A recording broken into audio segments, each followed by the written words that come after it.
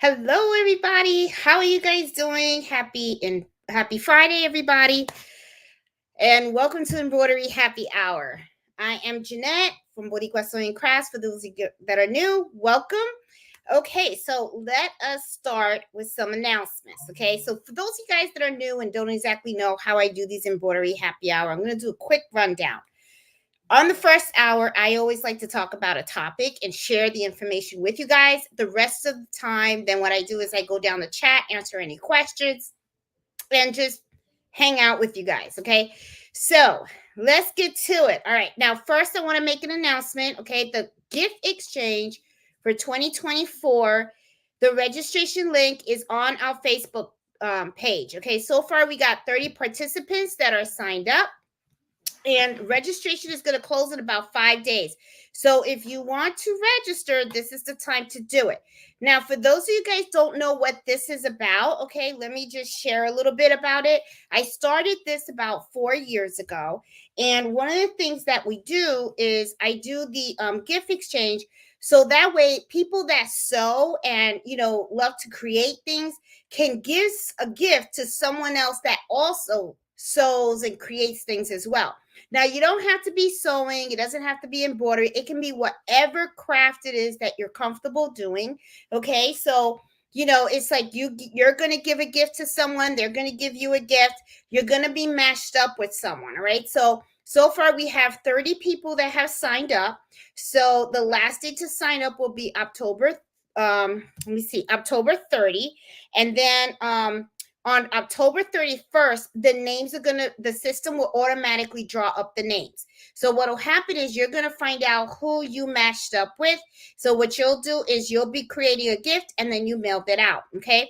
So registration is open. It closes in 5 days. All right. And if you are interested in doing that, you will find the link in our Facebook group. All right. So after the names are drawn, all right, that means that you'll know the person that you're going to mail your gift out to.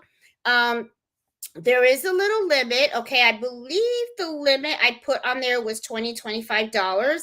That's for like material shipping and all that kind of stuff. Right. So don't try not to spend over that amount. Okay.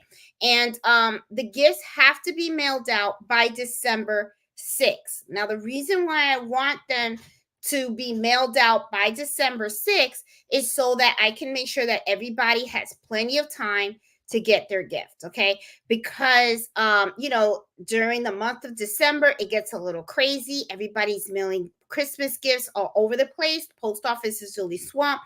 So I just want to make sure everybody has plenty of time to get it.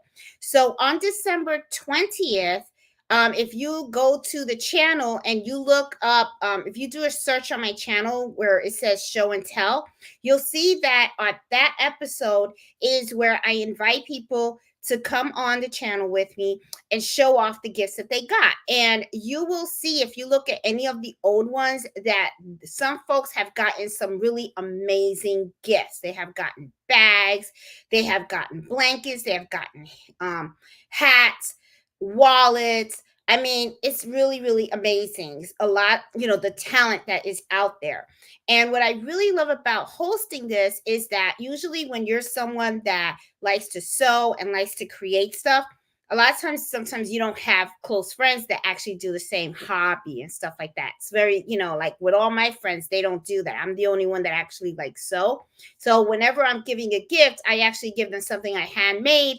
And when I get gifts, they're usually like hand gift cards and stuff like that, which is still great, but it's not as special as when someone has taken the time and energy to actually make something personalized for you. So that's the whole reason why I have started this gift exchange, and it really seems to be working out really well. A lot of people enjoy participating, have a lot of fun creating something for someone that, that's out there in the world, in the United States, that you never met. You don't know who these people are, but you go ahead and you're making something special for them. And then for someone to actually mail you something, it's pretty awesome. And it really is a special feeling when you open up that gift and you're like, wow, this person actually took the time to actually make stuff for me. So it's really a lot of fun. A lot of people have participated in it, and they, I mean, and one time I was thinking, well, I guess I won't do it. But a lot of people reached out to me. They were like, no, I want you to do it because they really enjoy that. So I'm like, okay, it's something that I know I'm stuck with for life, So every holiday, I always have the gift exchange. This year I did a gift exchange for Christmas in July. That went really well as well. People really enjoyed that. So I think I will also do that again. Next year, I'll probably do another Christmas in July gift exchange.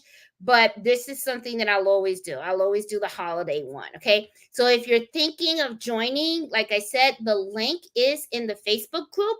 The Facebook group is linked in the video description. You have to make sure that you are a participant of it. I do check all the names and addresses to make sure they're all legit and stuff like that.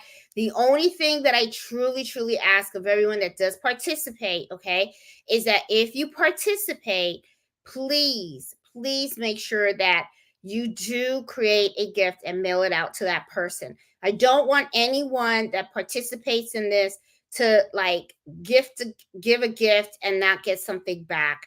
It's a bad feeling and stuff. So the whole purpose of this whole gift exchange is so that everyone can feel like so super awesome. Okay. So I know it'll work out. It has always worked out every year. So I'm pretty excited to host it again. All right. So what are we going to be talking about this Friday? So as you guys know, this year has really gone pretty quickly for me anyway. I feel like I just blinked and it's like 2024 just like flew right by.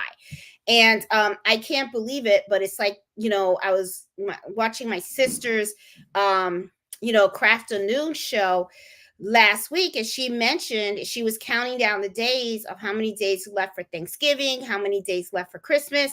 And I was really amazed at how quickly the holidays are coming this year. So I was like, okay, well, it is really time to, hunker down and start planning for the holidays. So for you guys that don't know, I mean, I actually run an Etsy shop, and I also have a local embroidery shop here in Haymarket, Virginia. And I do embroidery orders all the time. And one of the things that I like to do on the channel is, I don't do too many of work with me embroidery videos, because a lot of times it's bulk orders. It's really doing the same thing. But usually with the videos that I like to put on my channel are stuff that I never taught before, right? Because I'm always, I always like to show new stuff on and show people how to do things.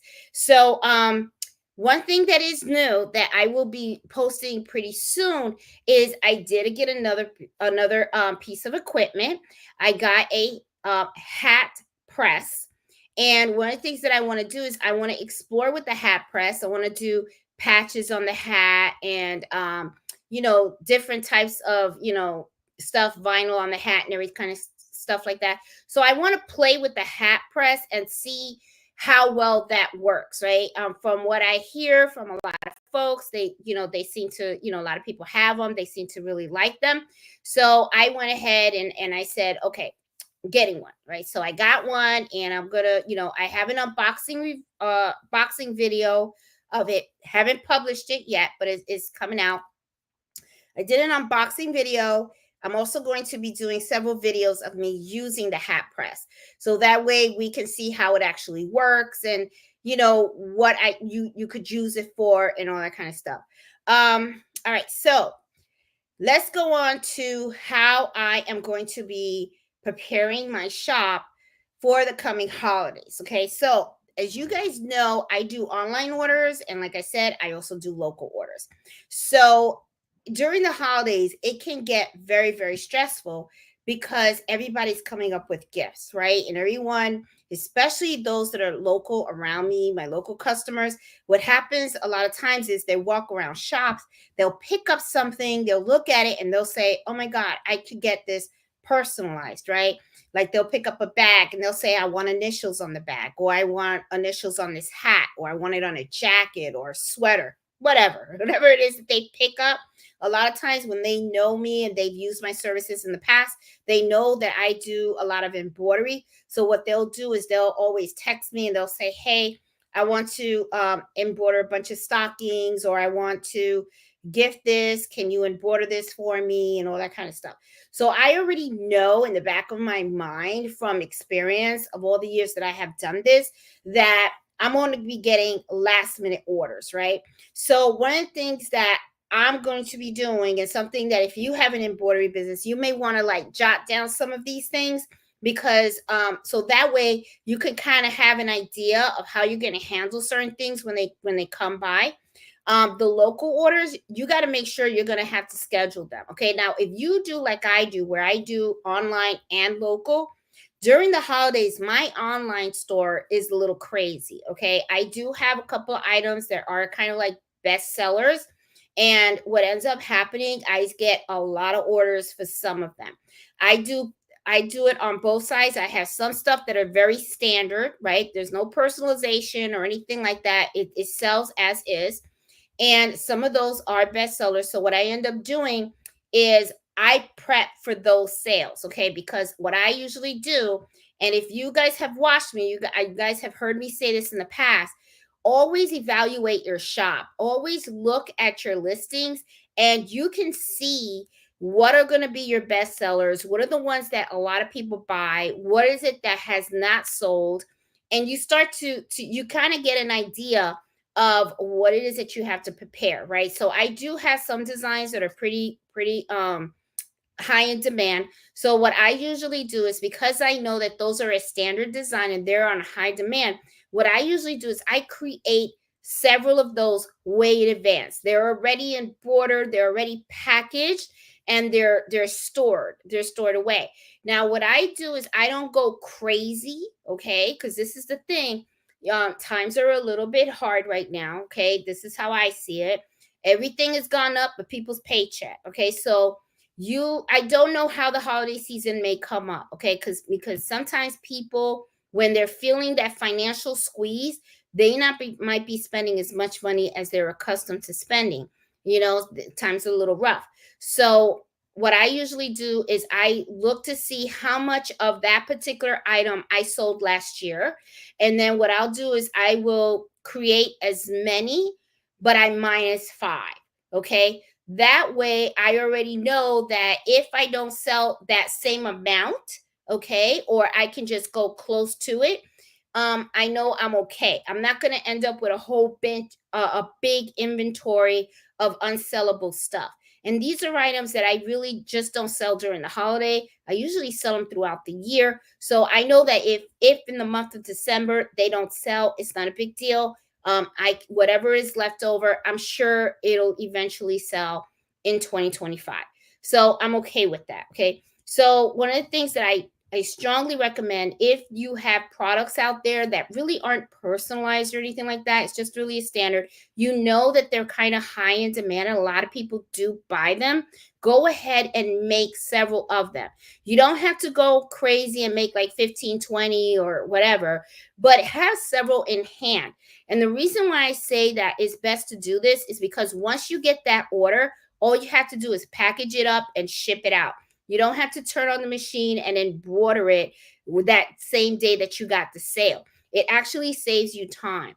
Now, some of those same designs that I have that are like standard, I also do sell the personalized version. So usually what I like to do is those I embroider as the sales come in, because there is no way that I can predict that someone's going to want something with the name Linda or Maria or Lucy or whatever. I don't know what name's going to come up. Okay. And sometimes I get some little crazy names. So what I usually do is I embroider those as the orders come in, because of course those are personalized. There's no way you can predict what you need to embroider on those, right? But if you have something that's standard, I recommend go ahead and embroider those and just keep a few in stock, so that when that sale comes in, if you have a lot of sales and you got a lot of orders that you have to process, you don't have to sweat it. All you have to do is just take those that are already embroidered, package them up, and mail them out, and you're good. Okay. Keep an inventory of that too.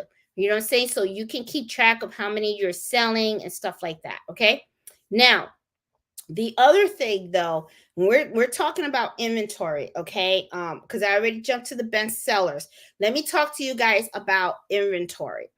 You guys have heard this story before if you guys have watched me. There was one holiday season that I decided I'm just going to go with whatever inventory I have in hand.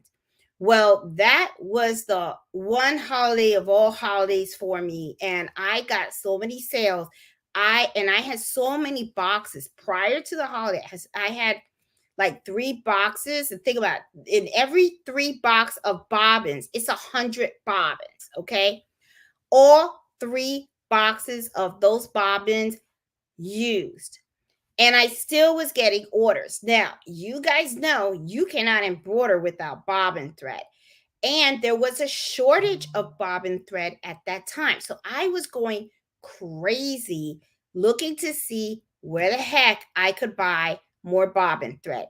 Couldn't find it online, couldn't find it anywhere on Amazon. I actually had to go travel to a sewing shop to buy the box of bobbins, and they only had 1 box left, and you best believe I paid for that box. And I know I overpaid for it, but I needed it because without bobbin thread you can't process anything. So that was one time that I really learned, because I thought at that moment that I was going to have to cancel these orders and just not be able to embroider anymore until I got new bobbin thread. So that was a really hurtful lesson for me, because boy, did I sweat. And one of the things that I realized was you cannot run out of supplies during your hot season. Okay. So I really recommend, if you are selling, okay, and you know the holidays are coming, take the time and make sure you do an inventory of all your supplies. Now, the big supplies that you really need to do inventory on, your blanks. Make sure you have plenty of blanks in stock. Don't take for granted that if you run out that you're like, oh, well, it's the holidays, I can just go ahead and just order another one. Sometimes Amazon won't be working as quick as you want it to. Remember, during the holidays, post office crazy, okay? Everybody's creating stuff, everybody's mailing stuff. It is really, really big, okay? That is not the time that you want to go ahead and say, oh, I need more red thread, or I need more green thread, or whatever, right? Or I need bobbins and stuff. That is not the time. So make sure that you are looking at your blanks, and blanks run out, okay? There have been times when, I use a lot of kitchen towels because that's something that I love, that I sell, and I love to sell it. And sometimes when I do run low on my kitchen towels, and there have been times when I go online to buy kitchen towels, and guess what? They don't sell them anymore. And I like a particular brand and texture. And then what happens is I have to go hunting for another brand that is very similar to what I'm used to embroidering on. So you don't want to run out of your blanks. Make sure that you have plenty of blanks in stock. Now, the thing is too, is the trick is when you are buying your blanks, make sure these are blanks that you can sell throughout the year. Okay, you got to, it can get kind of tricky, okay, because I hear sometimes a lot of business owners, when they go out and they buy all these blanks, and then next thing you know, they're stuck with them because nobody wants them. This is not the time for you to be trying out new products and stuff to see if they sell and all that kind of stuff. Okay, and if you are trying out a new product and you want to sell it, you can try it, but the thing is, try to keep that supply at a minimum, because remember, if you don't sell, it doesn't sell well, you're stuck with that. Okay, so just something to think about. All right, I already mentioned threads, I mentioned the blanks, I mentioned the bobbins. Here is one that a lot of people forget about, okay, because they're always messing with the embroidery machines, they're always messing with the blanks and all that kind of stuff. But after you're done creating the item, you got to ship it out. Okay, you got to make sure you have plenty of shipping supplies in hand. Okay, if you use the shipping bags, make sure that you have plenty of it. Make sure that you have plenty of shipping labels. Make sure, that everything that you use to package your items, whether it's tissue paper, boxes, make sure that you have plenty of it, because that is not the time that you want to run out. Yeah, that happened to me too. And I'm running out to Walmart, finding boxes and all that kind of stuff to try to ship out items. Okay. So you want to be very conscientious of your inventory and the supplies that you have and that you need to run your business. That is not the time. When you have these Christmas sales that are coming in, right? All these orders and stuff, what you want to focus on is filling those orders and shipping them out. That's the only issues you should be working on at that time. You do not want to be thinking, you don't want to have the problem of, oh my god, I don't have enough bobbin, I don't have enough thread, I ran out of shipping supplies, now I got to rush out and get this stuff. That is not the time for that. Okay, the time for that really is now. Okay, it's now for you to start opening your cabinets and stuff, looking through your stuff and seeing what it is that you're short on, and replenishing. Okay, because when those orders come in, that is the last thing that you want. And the reason why I'm saying this to you is because what that does is it adds stress to your day, because you really need to focus on the orders, especially if you offer personalized items. You don't want to make mistakes. Mistakes are costly. Okay, I've done them. I'm talking to you guys from experience. I have done it. I have shipped items to the wrong customer. I have embroidered the wrong name. I've had used the wrong color thread. Okay, um, because of too much going on, right? So knowing that mistakes can happen, you have to mentally prepare that, okay, I know all these orders are going to come in. Now I have to make sure that I can handle them properly. Okay. So the last thing you want is to have to be worrying during that time period, inventory. You don't want to talk about inventory. You don't want to deal with it. You got plenty of it. You took care of that. That is fine. Okay. The other thing too is, I mentioned this a little bit, the offering of the new products. If this is something that you want to do, which I know I'm going to be putting some new designs, what I recommend is, this is the time to do it. If you have to do new listings to your Etsy shop or your Shopify or whatever it is that you're using, this is the time for you to start posting the listings. Okay.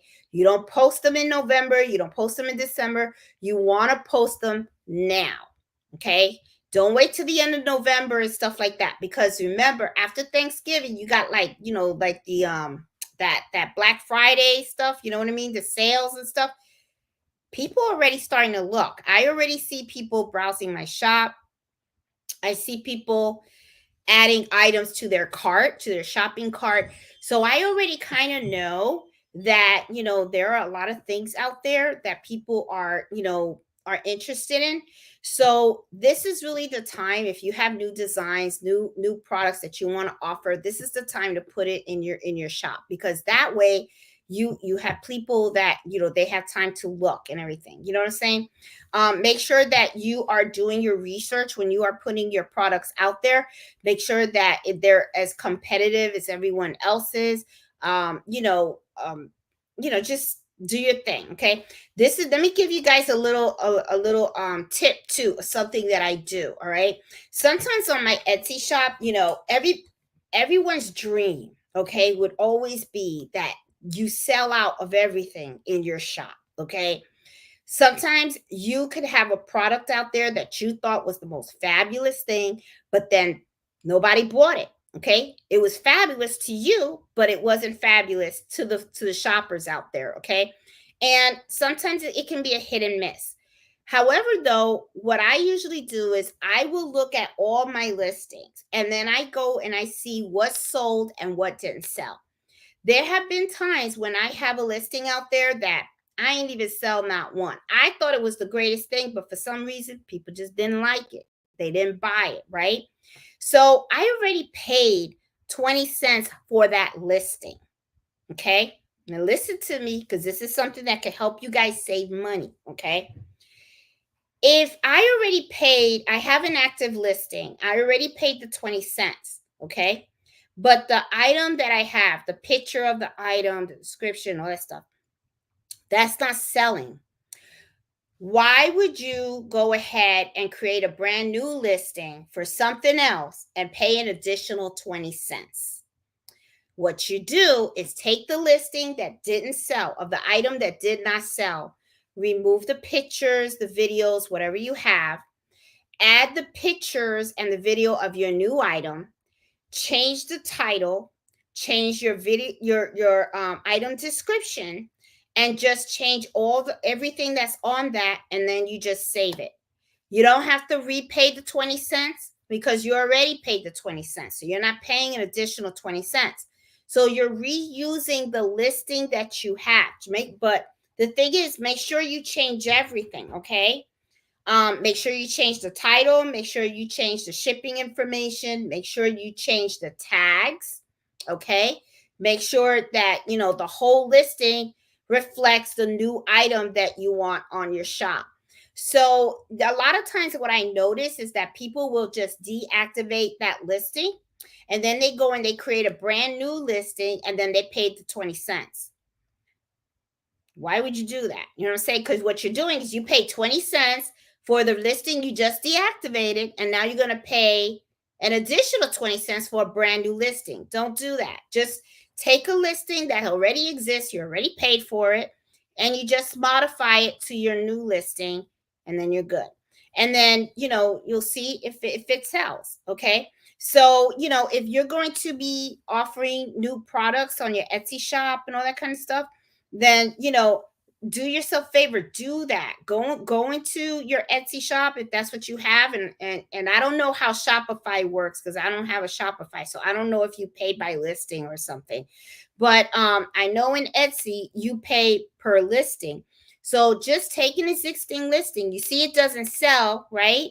um then okay, so just change it up to what you want to offer now, and it might be a hit. You never know. Okay, so it's just a little way that I do things, and it helps me save a little bit. I mean, I know it's just 20 cents, but hey, the 20 cents looks better in my pocket than in Etsy's pocket, that's for sure. So, everybody that has followed me for a long time, you guys know I will fight for a penny if I have to. So that's just how I roll. Okay.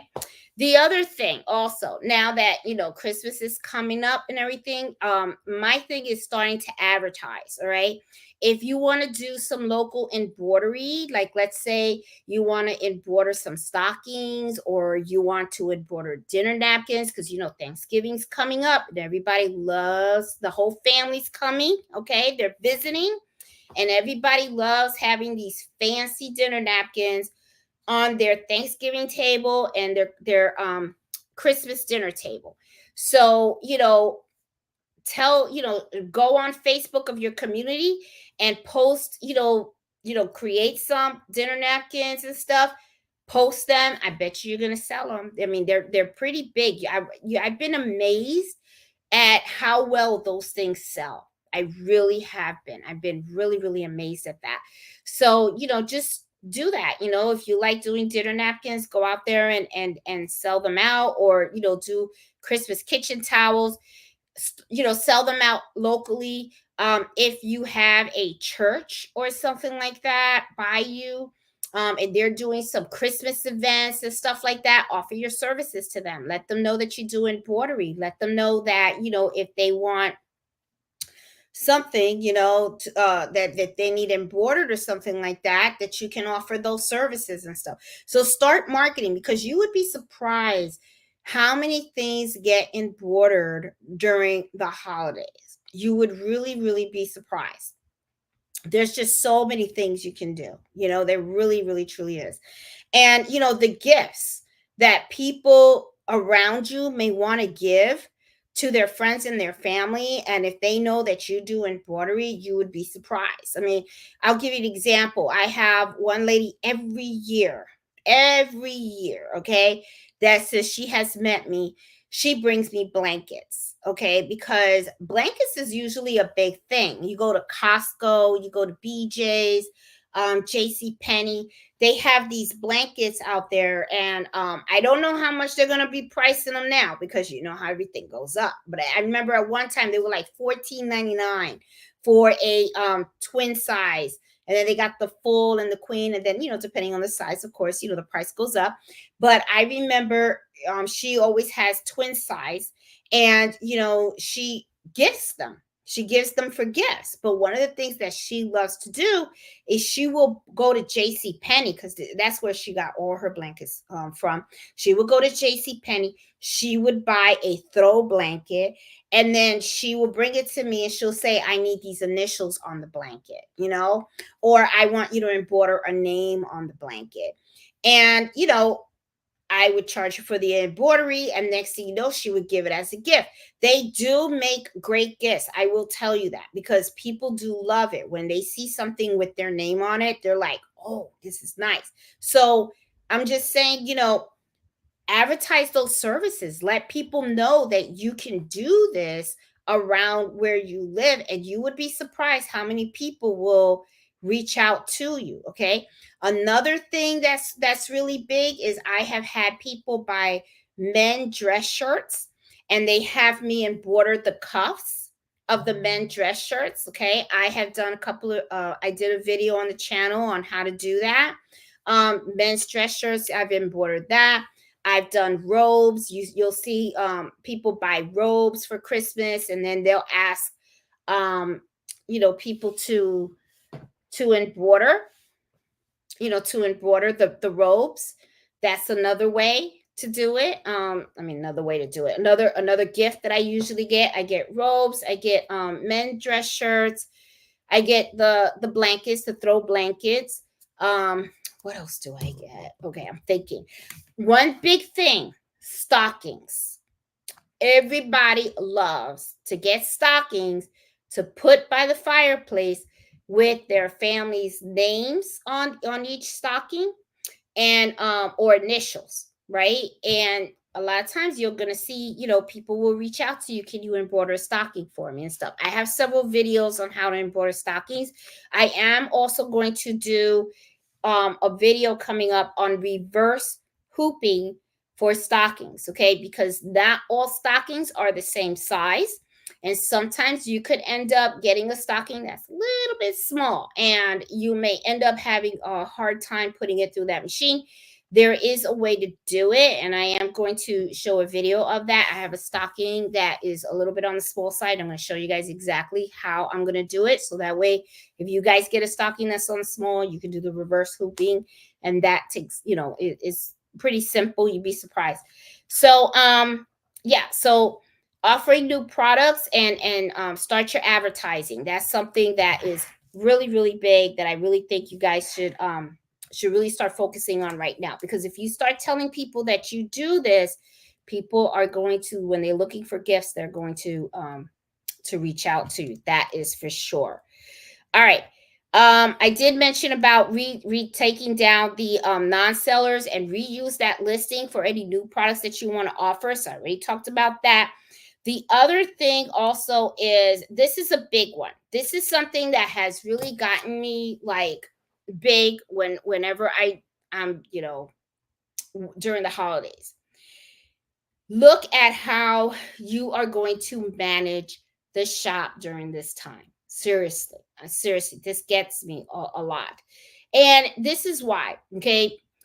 You don't know the volume you're going to get, okay? I will tell you this. My value has increased greatly from the beginning. In the beginning, I was busy, but it was like I still had breathing room, right? The first year that I started this. Then the second holiday that I ran this embroidery business, it got busier, all right? And I was kind of like, but it was still a little manageable. The third year got a little crazy. It really did. It started to get to the point where I was like, ooh, this isn't good, okay? And it started to not feel good, because what happened was, not only was I doing processing online orders, but I was also taking local orders for the holidays, and I was taking business orders as well.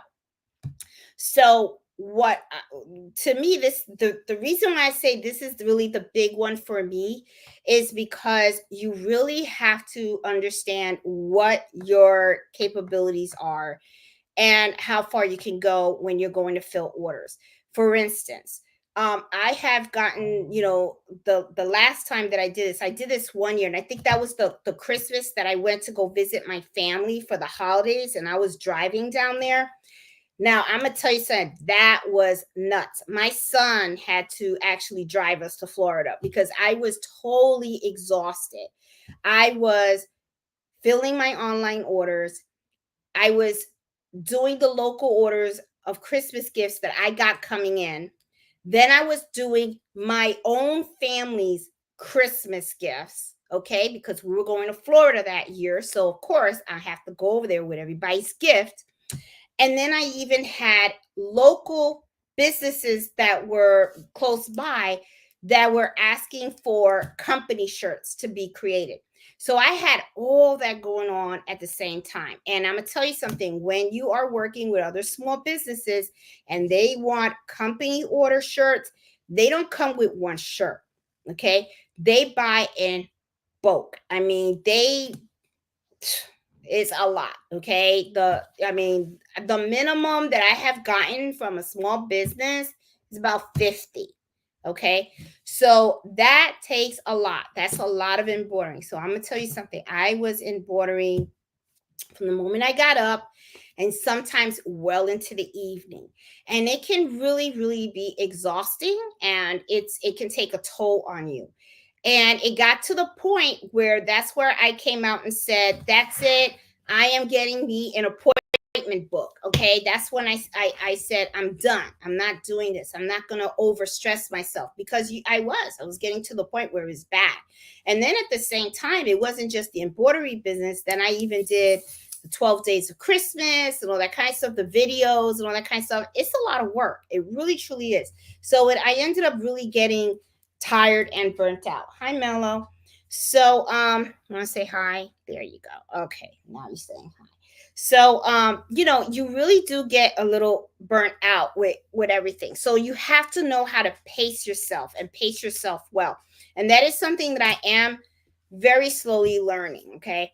Um, During the holidays, I will not be taking business orders. That is for sure. Okay. I already know that that is how I'm going to manage that. Okay. When they come to me, I'll give them an estimate, I'll give them a price, but I'm going to let them know that the order is not going to be processed until January. I cannot during the holidays because I got too much going on. And I'm still working full time. So, it's like I don't, and my job is not the type of job that I can run the embroidery business and work. I have to focus. There's a lot going on at my job. I have to focus on the job. So I don't have that luxury. So when I'm working in my day job, I'm actually, I'm either in the office or I'm downstairs, where in the office downstairs, where I can just focus on work. Once that day is over, okay, then if I'm in the office, then I have to travel back home. But if I actually work here, then I can close my laptop and then I have to go upstairs and then I'm working in here. Okay.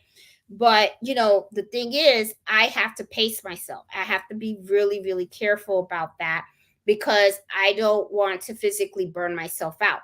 So, what I decided to do is I'm going to have my appointment book. And for local orders, I am scheduling it and I'm going to be really strict on that. Okay. I need to make sure that I have plenty of time where I can meet with the customer. And I'm also going to schedule when I'm going to process that order. At the same time, I have to work on my online orders. Now, it's impossible for me to schedule online orders because I just have to process them as they come in. But I am looking at my processing times that I have established on Etsy to make sure that I have plenty of time to actually work on the order. Okay. So I'm not going to be doing like, oh, you order it today, it'll be in the mail tomorrow. It's not going to work like that. Okay. I'm also going to be making sure that there's an announcement on my page that if you need something delivered by Christmas Day, okay, your order has to be placed by a specific time. I am not going to be rushing any type of rush orders. I'm not going to offer that service. I'm not stressing myself out. Period. I'm getting old. I'm getting old, guys. So I can't do it. All right. So that okay. That's someone text me. Sorry about that. So that to me is like the whole big thing is the scheduling. It's making sure that you're planning your day so that you can process those orders, but you can process it in a healthy way. Okay? Because you want to enjoy what you're doing and stuff like that. Got my girlfriend. I know I'll see you after you're like, okay. All right. So I got my girlfriend. She's texting me because I promised her I am going to be helping her. For these, you guys that don't know, I know I said Erica was going to come on the live. I think she is a little shy, and that's okay. That's okay. But she does these proxy cups, and she is going to be in Old Town Manassas, and she's going to be selling her cups there. So I am going to be helping her. So I want to help her set up and all that kind of stuff and help support and everything. So I'm pretty excited for her and stuff like that. So yeah, but I will post her information on our Facebook just in case any of you guys want to visit and stuff like that and check out some of the stuff that she got going on. All right, so I have mentioned mostly anything. So I'm going to run them down real quick and stuff and I think I went them, look at that, it's 8:42. So look at that, I didn't even take the whole hour. Okay, so this is pretty cool. All right, so inventory and supplies. I'm serious, guys. Do this now because you will regret it. I'm telling you, you're going to regret it. I did. When I didn't do it, I regretted it. And I was like, oh, crap. Why? I was like, ugh. But, lessons learned, right? Lessons learned. So as you start, you're going to make mistakes. So, it is what it is. I have six items here that I said I was going to talk to you guys. Inventory of supplies. Okay. Make sure you're looking at your blanks. Make sure you're looking at your threads, especially the threads you use a lot. If you have threads like that you use a lot, like maybe you use a lot of red, especially during the Christmas holidays, a lot of green, a lot of gold and all that kind of stuff. Make sure that you stock up on those because you don't want to run out of thread in the middle of an embroidery. And you don't want to have to run out to the store. The whole reason for inventory and supplies is so that you don't have to hunt for nothing. You are set. You're good. All you got to do is rock and roll. Pump those orders out. That's it. So blanks, threads, most importantly, which I forgot, bobbins. So make sure you got plenty of boxes of bobbins, okay? And this is the other thing too. Sometimes people say, well, Jeanette, could you be overbuying? No, not with certain supplies. I don't think you can overbuy when it comes to threads, especially the colors that you use a lot.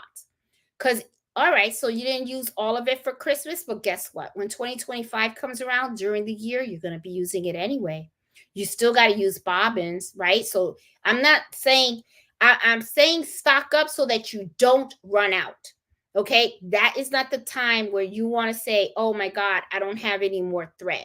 That is not the time for you to run out. Okay, that's what I mean by that.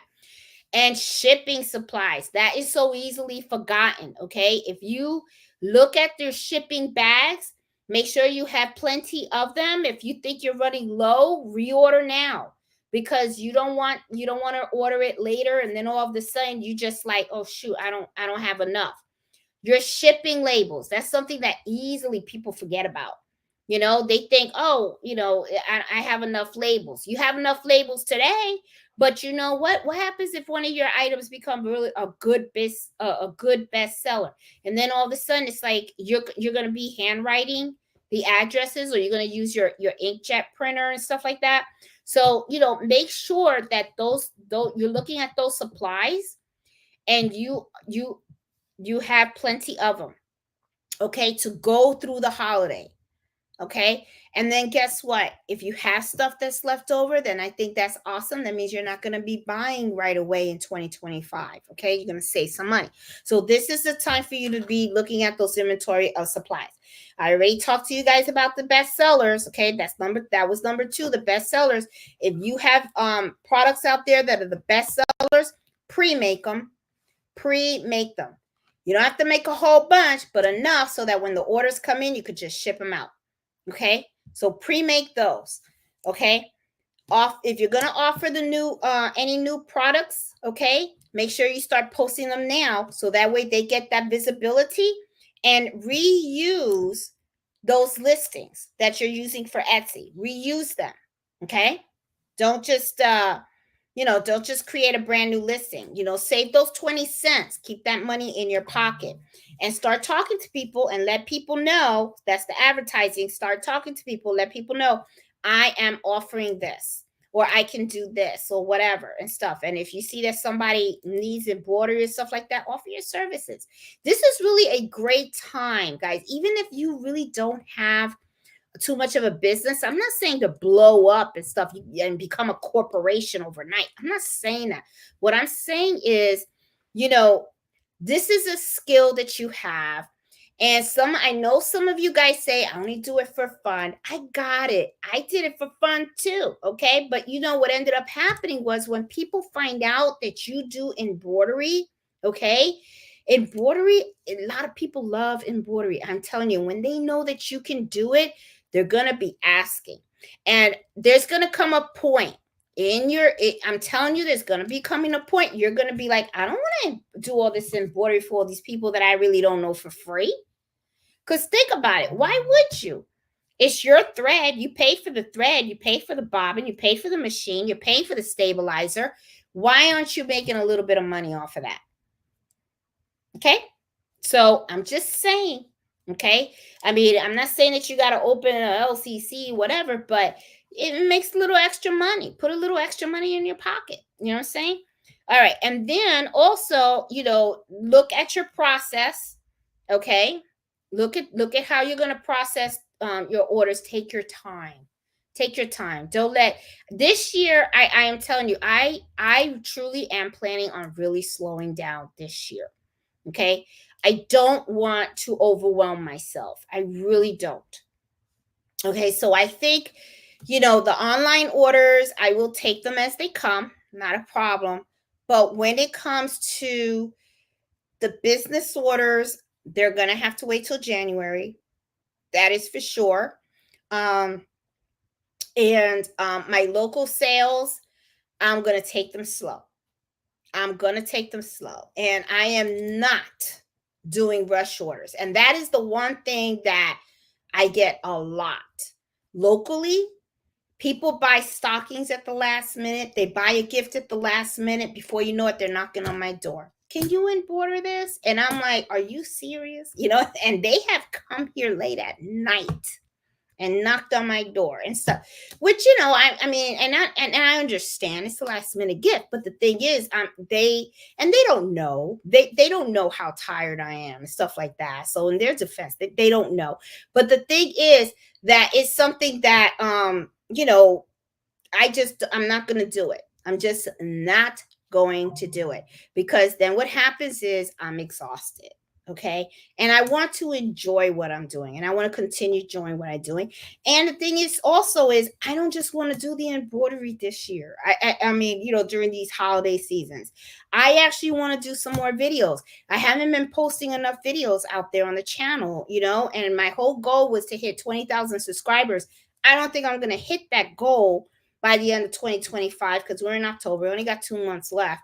And I really haven't been posting that much. So I plan, I got this new heat press for the hats. I want to play with it. I want to do some videos with it. So I'm pretty excited about that. And I also want to do some sewing projects and everything. My girlfriend's going to have a baby. She's doing February. I want to do a video of me creating her baby gift basket.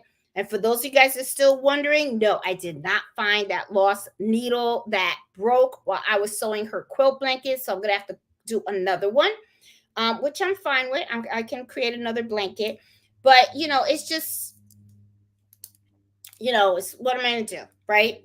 And stuff. So yeah. So I don't know. I mean, I want to do a lot of embroidery, but the thing is, I already am starting to feel it hasn't even started. Let's just say that the holiday is not even here yet, and I'm already like in exhausted mode. I'm already tired. Okay. And I do have a family member that's gonna come visit me the last week of December. I'm super excited about it because I want to take that week break of no work at all, my day job, my embroidery, nothing. I want to do nothing. I want to just be able to just walk outside and just breathe in fresh air and just enjoy that. I am, because I am starting to feel it a little bit. So I know I'm going to have to start doing that self-care for myself and everything like that. So I'm going to go through the chat, guys, and go down and let me know if you guys have any questions and stuff. And I want to say hi to you guys. So I see Tina. How you doing, Tina? Marlene. I see Evelar. Hey, Iris. Let's see. Hey, Karen. How are you? Hey, Jackie. How you doing? Hey, Robin Quilt Basket. I see Joyce. Hey, Jenny. Miss Martin, how are you, sassy, crafty Puerto Rican? How you doing? Hey, Miss Shirley, how are you?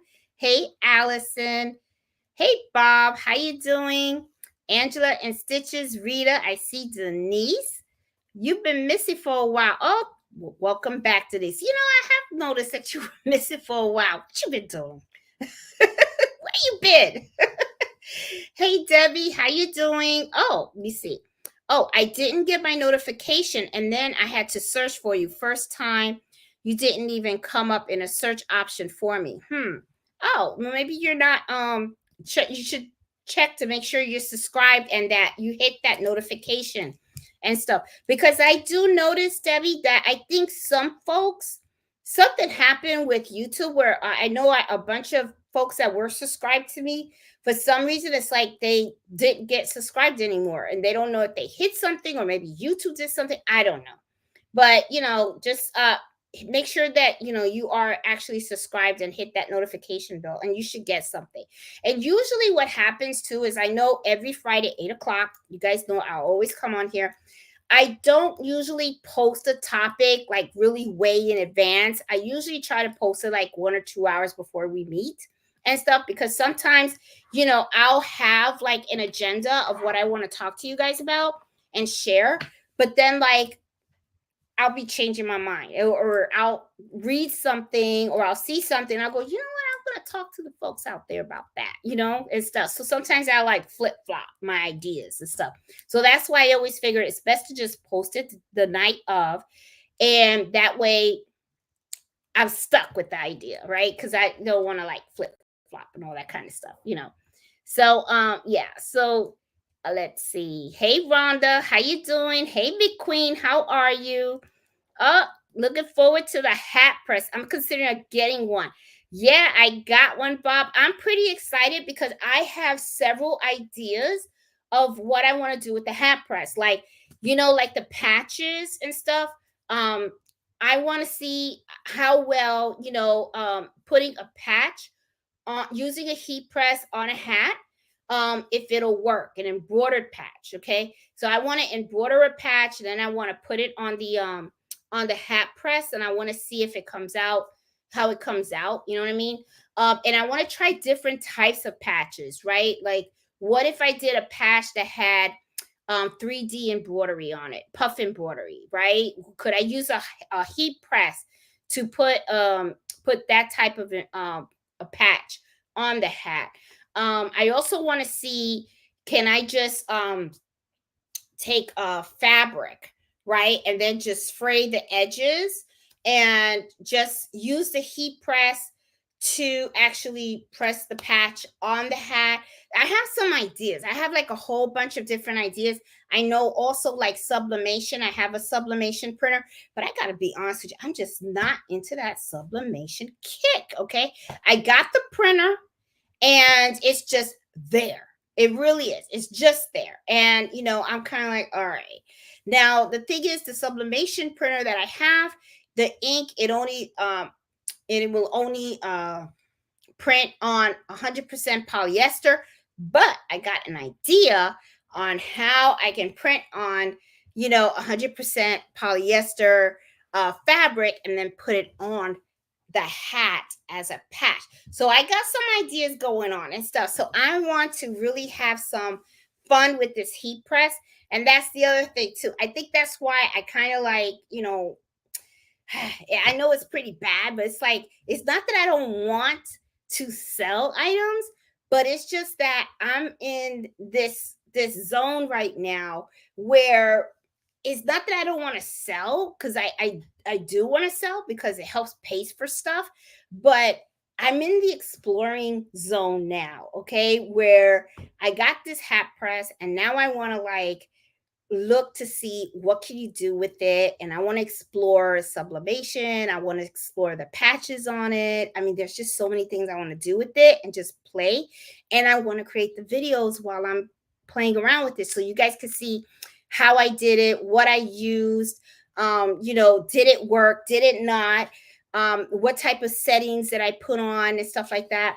So I want to play with it, right? So it's like I do want to oh, I could see there's commercials on here too and stuff, but I try to minimize the commercials, so like every half hour. And okay, so that way it's less disturbing for you guys and stuff. But well, whatever. So anyway, so yeah, so I am really, Bob, I'm looking forward to it, and stuff like that. So I'm looking for it. I will show you guys the brand that I got and how it works. I'll give you guys a whole review of the one I have. I know there's a whole lot of different heat hat presses out there, but I'll show you which one I got and stuff like that. And I will also, when I show you guys the heat press, I'll even put the link if you're interested in getting one, where you can get it as well and stuff. And they even, the company even told me that they'll give me like a code or something like that for you guys, to get some type of discount and all that kind of stuff. It was not that expensive. It was even less than $200 for the heat press. And it's down here. I don't know if you guys see it right by Mello's head. I have it there on the floor right there. But I will, I did do an unboxing, but I haven't published it yet. But I want to publish the unboxing, and then I want to publish me trying it out with different types of things. Because this is the other thing too, guys. Hats are very, very profitable. Truly they are. Okay. They are, you can get hats if you get them wholesale. You can get them at a very, very good price, and you can sell them at a very good price too. So hats are extremely profitable. Okay. I like to embroider straight on the hat, but I want to try different options. If I can embroider patches and then just put the patch on the hat, then that's better to me, because that means, sometimes hats can be kind of tricky on an embroidery machine. You have to make sure that you hoop that hat correctly. When my sister came to visit, I embroidered a hat for her, and she was pretty amazed at like how I had to change the driver on my machine to a hat driver. And then when she saw how I had to hoop the hat, she was kind of like, "Ooh, that's a lot." And with the stabilizer and all that kind of stuff, hats can be pretty tricky. And let me tell you, it takes a long time to hoop a hat, okay? Because you have to be very careful. You want to make sure that you're not embroidering on the sweatband. You want to make sure that the hat is not crooked on the hoop, okay? Because you want to make sure that your embroidery is right dead center of the hat. And also you want to make sure that the design you use is going to embroider well on the hat. Okay, sometimes you can get away with using a regular design on a hat, but it depends. Okay, so sometimes you have to take a design and you have to work with a digitizer to make them, have them digitize it so you can put it on a hat. So it can get kind of tricky. Okay. So that's why I'm kind of excited about the heat press, because I want to see if it's something else that I can offer, which is pretty cool. So I'm excited about it. Um, let's see. Hi, the site made me resubscribe after New Year's on happy hours. Happy to see everyone's posting here. Falling is creeping North Carolina. Hope your weather is beautiful. Let me tell you, SK, it is cold in Virginia. I think this year we are going to get some real cold weather. That's what I think. Okay. In the morning when I wake up and I have my coffee and Mello goes outside to do his thing, right? His little business and stuff. And I open up the slide door, I could feel that cold air. And I'm like, ooh, okay. So it's going to be kind of cold out there. So I think we're going to be, my prediction is I think this winter is going to be a cold one and stuff. So yeah, during the day it gets a little better and stuff like that. But yeah, it's starting to hit us. It really is. Hey, L. Williams Manners, how are you? Hey, Baby Giant, how you doing? Hey, Janice, how are you? I see Olivia, how you doing? Hey, Cynthia. Had the same issue with the happy hours. Yes, you have to make sure that you subscribe and stuff. Hey, Terry, how you doing? Hey, Emma, how are you? I see Gail. That's an awesome. Oh, I'm glad. Well, you know what? It's funny because I wasn't sure, Marlene, if people thought about that with the listing, right? So I wanted to share that because it is something that I do. Look at that. Karen says great tip too. Okay, I'm glad that I mentioned that. Let me see. Can you re-explain the listing versus deactivating a listing and how to save the listing fee? Yes. Okay. All right. I want to make sure I'm clear, guys. All right. Let me talk to you guys about this. All right. Let's say you have your Etsy shop, right? And you already have an active listing on there. The product that you have on that listing in your Etsy shop, it's not selling, right? I got a hat. The hat says dog mom or whatever, right? Nobody's buying it. I didn't get a bite. And I thought it was going to be a bestseller, but just didn't work out. Okay. So let's say I take that and I deactivate it. Well, when you deactivate it, Etsy still got your 20 cents. Okay, you already paid the 20 cents. You paid 20 cents when you activated that listing. So even though you deactivate it, it's no longer going to show on your shop, but they got your money. Okay. Now, instead of deactivating it, what I do is this. The listing is up there. It's active. And it has the hat, dog mom, not selling. Okay. Well, this is what I'm going to do. I'm going to go to the listing. I'm going to edit instead of, and then I'm going to, hit edit. You're not going to deactivate it. All you're doing is you're modifying the listing. Okay. And then what you're going to do is you take out those, the pictures of the product you were selling before, put the product that you're going to sell now, put the new pictures up, change the title, change everything else in that listing. Okay. How much the shipping is going to be, the description, your title, the weight of the item, if you're offering options, everything. And then you hit save. You're not going to pay 20 cents because you already paid the 20 cents for that listing. All you did was take one listing, took out the old information, put the new information, and saved it. Okay. When you deactivate it, that listing is still in your shop, but the only thing is it's just not going to show in your shop, but they got your money, right? So if you go and you click new listing and you put all the new information in a brand new listing, when you go to hit save, it's going to say, okay, you agree to pay 20 cents. So when you save it, guess what? You got charged 20 cents.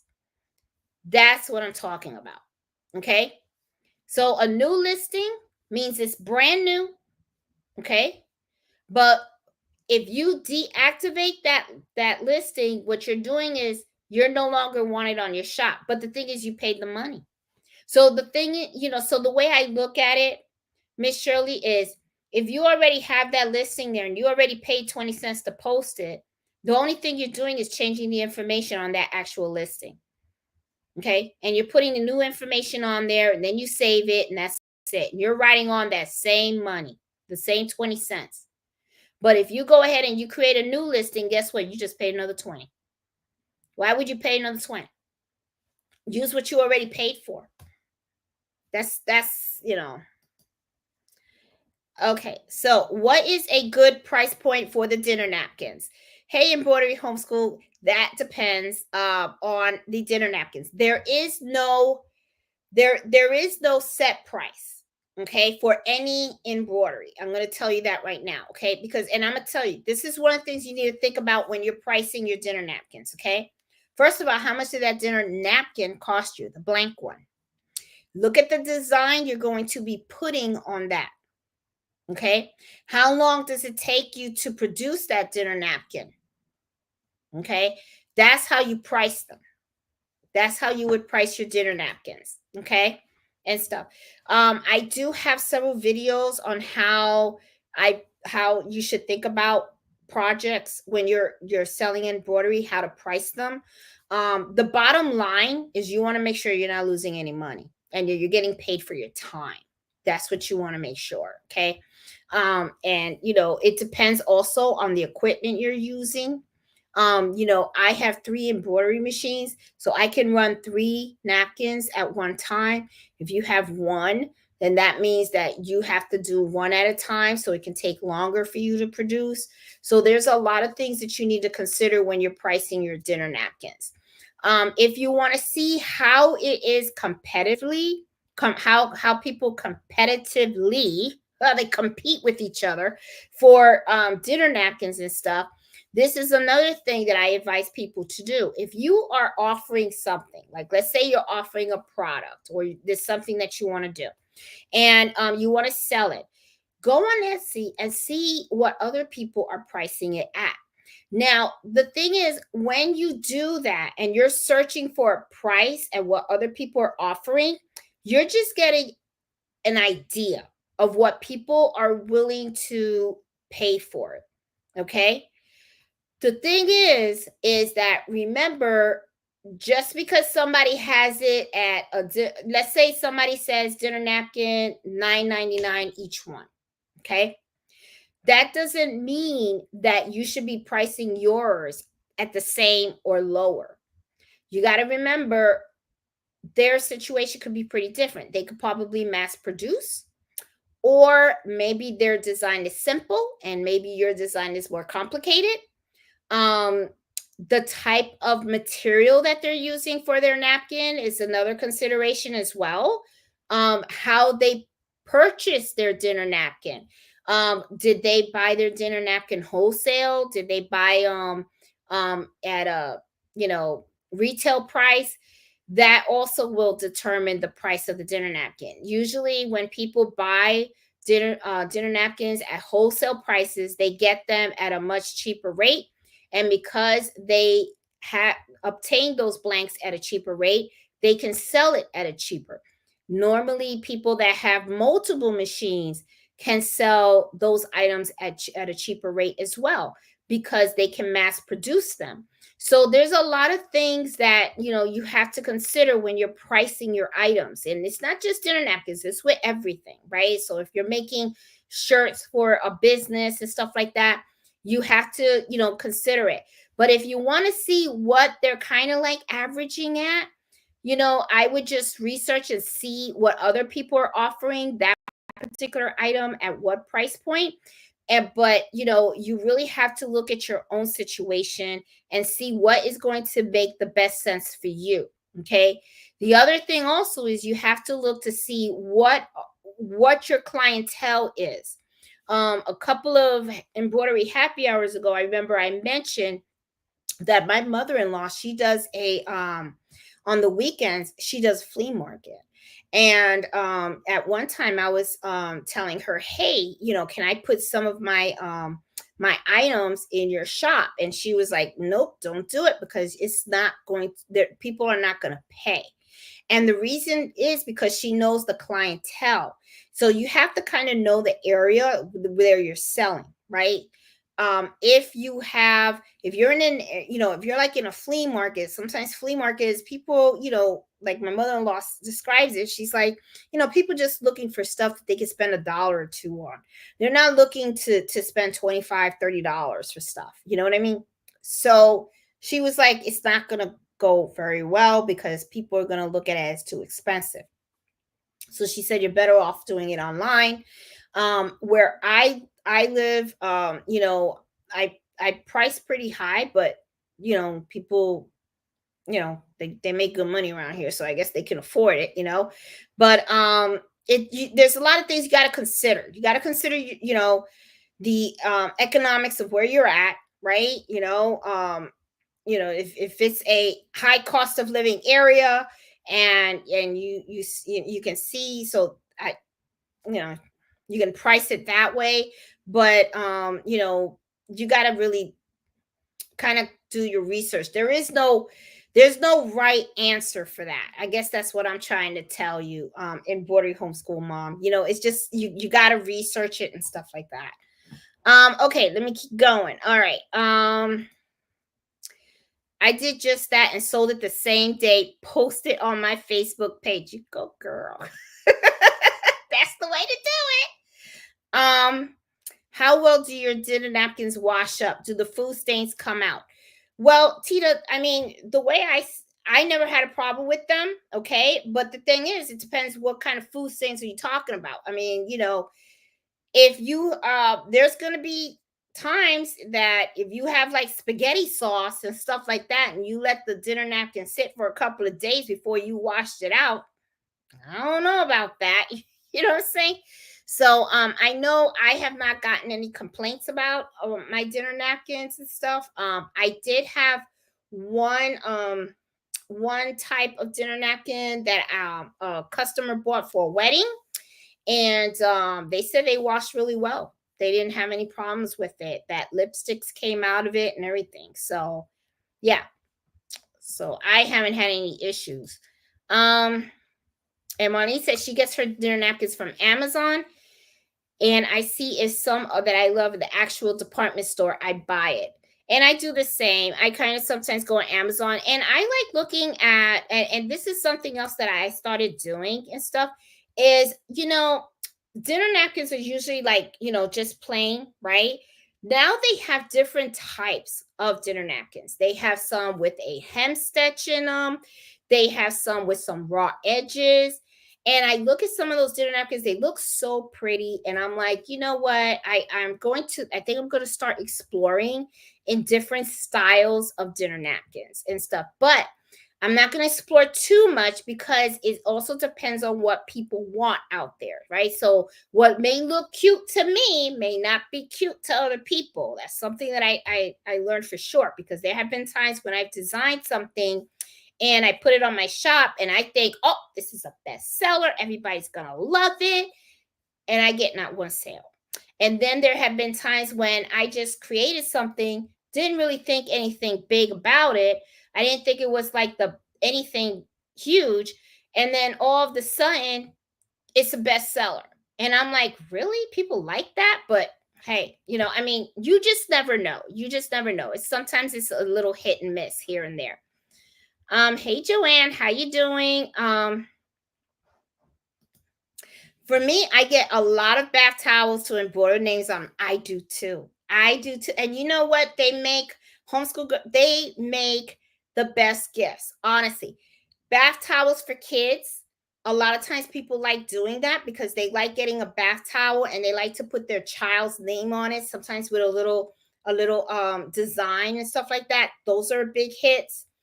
Bath towels for weddings are a big hit too. Okay, sometimes it's like, put the bride and the groom's name on it and stuff like that. Those are huge. I made a set for my parents. They loved it. So I mean, bath towels are really, really huge, especially in the summer. Okay, if you there is a swim team by you or something like that, you can get swimming beach towels. People ask for their names to be embroidered on beach towels and everything. You'd be surprised. You would be surprised. But yeah, I'm not surprised that you tell me that you get a lot of those, because I get those too. I mean, those are really, really huge. Don't be surprised, homeschool mom, if later on people start coming up to you with what was I gonna say? The what I was mentioning before, what was it? Those bedspreads. You know, those what do they call them? Oh my god, I'm having a moment. Those bed throws, throws, the bed, the covers, and stuff. Don't be surprised. I'm telling you, because you see them everywhere. JC Penney, you see them in Costco, you see them in BJ's. It's just a simple throw that, little and they come in all these different sizes, bed throws, and people love them because they like to wear them around when they're outside, by a bonfire or something like that. They like to, have those little throws. So don't be surprised if you're getting the bath towels. I would say those are probably going to come your way next, and those are very simple to embroider too, because they're flat. They're flat. Very, very simple. A good place to get napkins is restaurant supply stores. Yes, that is a great place to get them. That is true. Yes. And they have some beautiful styles. They really do. But yeah, that is also a good tip to do. And let's see, I went to an auction and got over 800. Restaurant went out of business. The only problem is they were all 100% polyester. The colors are green, Christmas and fuchsia. Oh, that's not good. And you know what though, Marlene? Because they're 100% polyester, you might be able to use sublimation with them. Just something to think about. Sublimation is very good with 100% polyester. Hey Denise. She said her internet is not working that great and she's probably gonna have to watch the replay. It sucks. I can use for Christmas and they are new in the package. There you go. Thank you so much. Yes, guys, if you guys like the information that I gave you guys, please give me the thumbs up, because that does help the channel a lot. It really, really, truly does. And stuff. You need an assistant. Any Yes, Bob, I do. I do need one. Hold on, I'm gonna get water here. I do need one, and I'm not gonna lie. My son is home now. He actually has been helping me. He has been doing deliveries for me. And at one time I had him hooping items for me. Yeah, but you are right. And and my family does try to help me out as much as they can and everything. But the thing is, my sister will tell you, one of the things that she told me was, she said that in the camera my room looks like it's big, right? And when she came to visit me, she was like, your room's really not that big. And now that I'm looking at the camera and stuff, it does kind of look big, because it looks like I have all this space back here. Actually, my room is really not that big. Okay, it really isn't. It's 240 square feet. So when Nancy came to visit me, and me and her were here, and I was doing embroidery for her and stuff like that, you could tell that it is a tight space, which is kind of like good for only one person. But that's okay. I mean, but yeah, my son does help me the best he can. He does all, like, I'll do all the orders and stuff and package them up, and then like, he'll run up and he'll be like, hey Ma, you need a post office run? And I'm like, yeah. And he'll grab everything and he'll put it in the post office. He'll take it to the post office for me. And then when I get a whole lot of shirts, he already, I taught him how to hoop the shirts. So sometimes I'll get like a whole bunch of shirts and I have to embroider the logo and stuff. So he'll pre-hoop them for me and stuff, which kind of helps because that kind of saves me time. And at first I was a little nervous because I was like, oh my God, because if you don't hoop those items right, you can be embroidering and I don't want the logos to come out crooked and stuff like that. So I was like, oh God, I hope he's paying attention. But he does a great job. I mean, he knows exactly how to line up the shirt and everything like that. And I think he just likes doing that click, click, the clicking and hooping it and stuff like that. So he usually does that for me whenever I get the bulk orders in. So he does help. He does help. But let me tell you, you get tired. You really do get tired. It's a lot. Hey Nancy, how you doing? Looks like she got stuff going on. She's running late today. Let me see. Hey Ozzy, how are you? How you doing? Hey Elizabeth, how are you? How you doing? Hey Karen, I see Karen out here. Let's see. When you're running a matching thread bobbin on a towel, do you pre-wind your bobbins? No, I don't do the matching thread on any towel. I just use white. I have two colors for bobbin on my 1055. I always use a white or I use a black. I don't match colors of thread in the bottom. Ron, I don't do that. And you can't use the plastic, or I know for me the same ones that I use on my SC 1900. Those plastic ones don't fit in the Brother 1055. The Brother 1055 use sideless bobbins. Okay, and what I mean by that is, and I'll show you. Let me pull this one out and I can show you guys. Okay, sideless bobbins means that you have the bobbin, okay? And if you look at it, there is no plastic, okay? There's nothing, so it's sideless,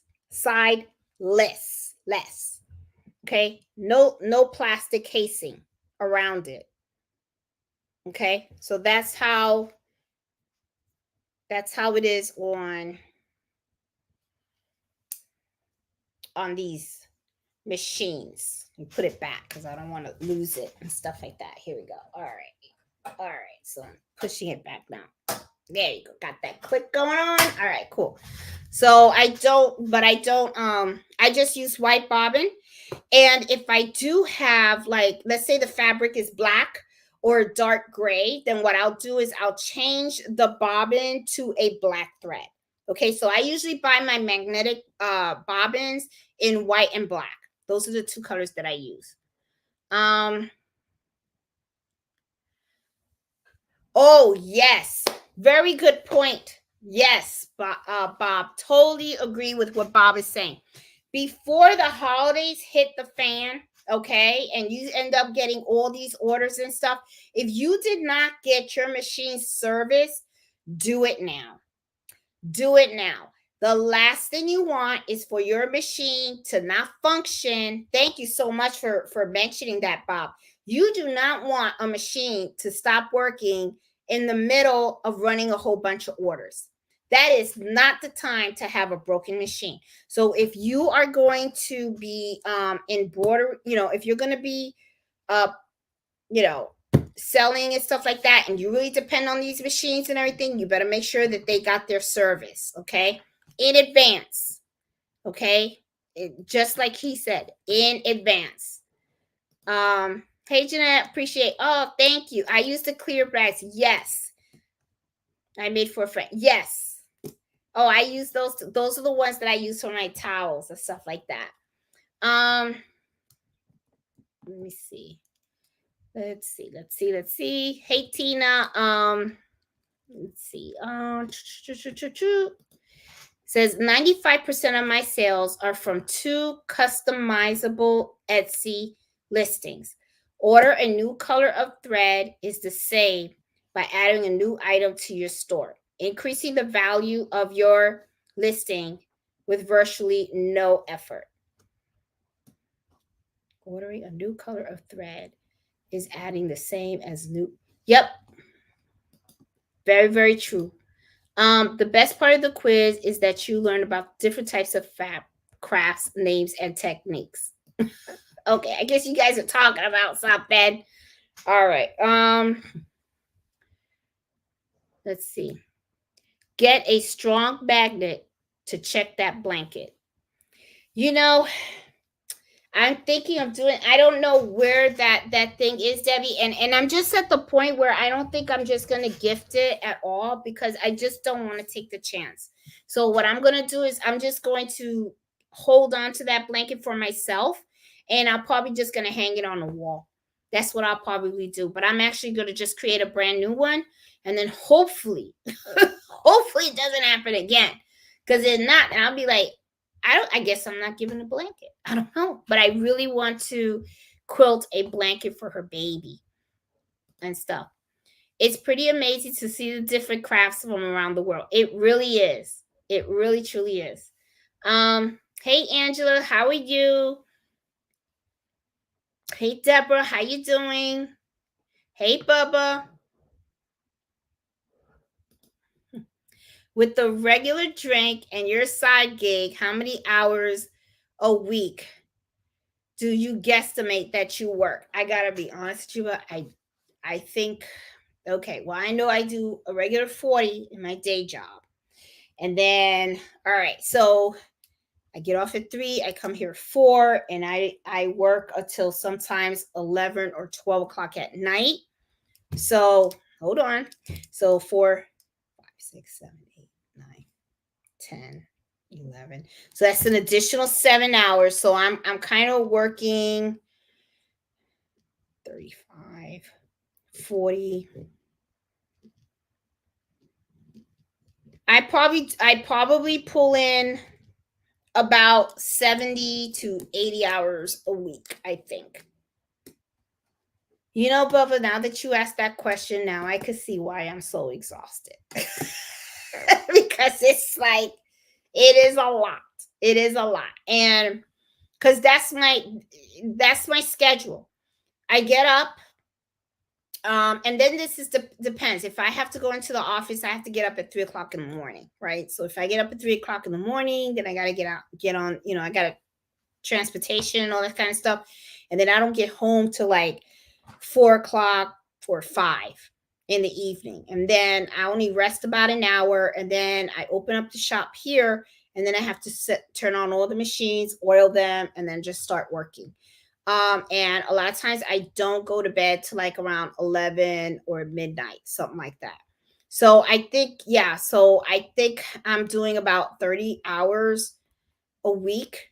I would say about 30 hours a week doing the embroidery. And I also work, Bubba, I work Sundays and Saturdays, okay, on the weekends. So on the Sundays and Saturdays, it's full day. Okay, so yeah, I am working a lot of hours. I actually do. I work a lot. There is no day off. And which I'm not surprised, because it's like I tell people, when you own a business, sometimes you really don't get vacation time because you sleep, eat, everything. You're always thinking about the business. Okay, you're always thinking about how can you improve it. You got to think about the orders you have to process, the customers you have to meet, how can you advertise it, and then we're not even talking about just me processing the orders. I also have administrative days, so I have to do all the bookkeeping, because you got to watch that too. You got to track how much you're making, how much you're spending. You got to make sure you have your receipts saved and all that. You got to, so I have to do all the paperwork and everything. I got to make sure I pay my taxes. I run this whole thing myself, literally. I run it by myself. My husband is my cheerleader. Okay. He's not really into this. So whenever he'll help me with the computer. If something's wrong with the computer or something like that, he'll help me fix it and all that kind of stuff. If one of my machines go down, he's pretty good at knowing how to fix the embroidery machine. If one of the machines go down, he helps me with that. But he's not an embroiderer. He's not gonna hoop stuff. And for those of you guys don't know, my husband, he is physically disabled, right? He only sees from one eye, so he's actually blind in one eye. So, for hooping and all that kind of stuff, he's not gonna be able to help me with that. And but he does support me in all other ways.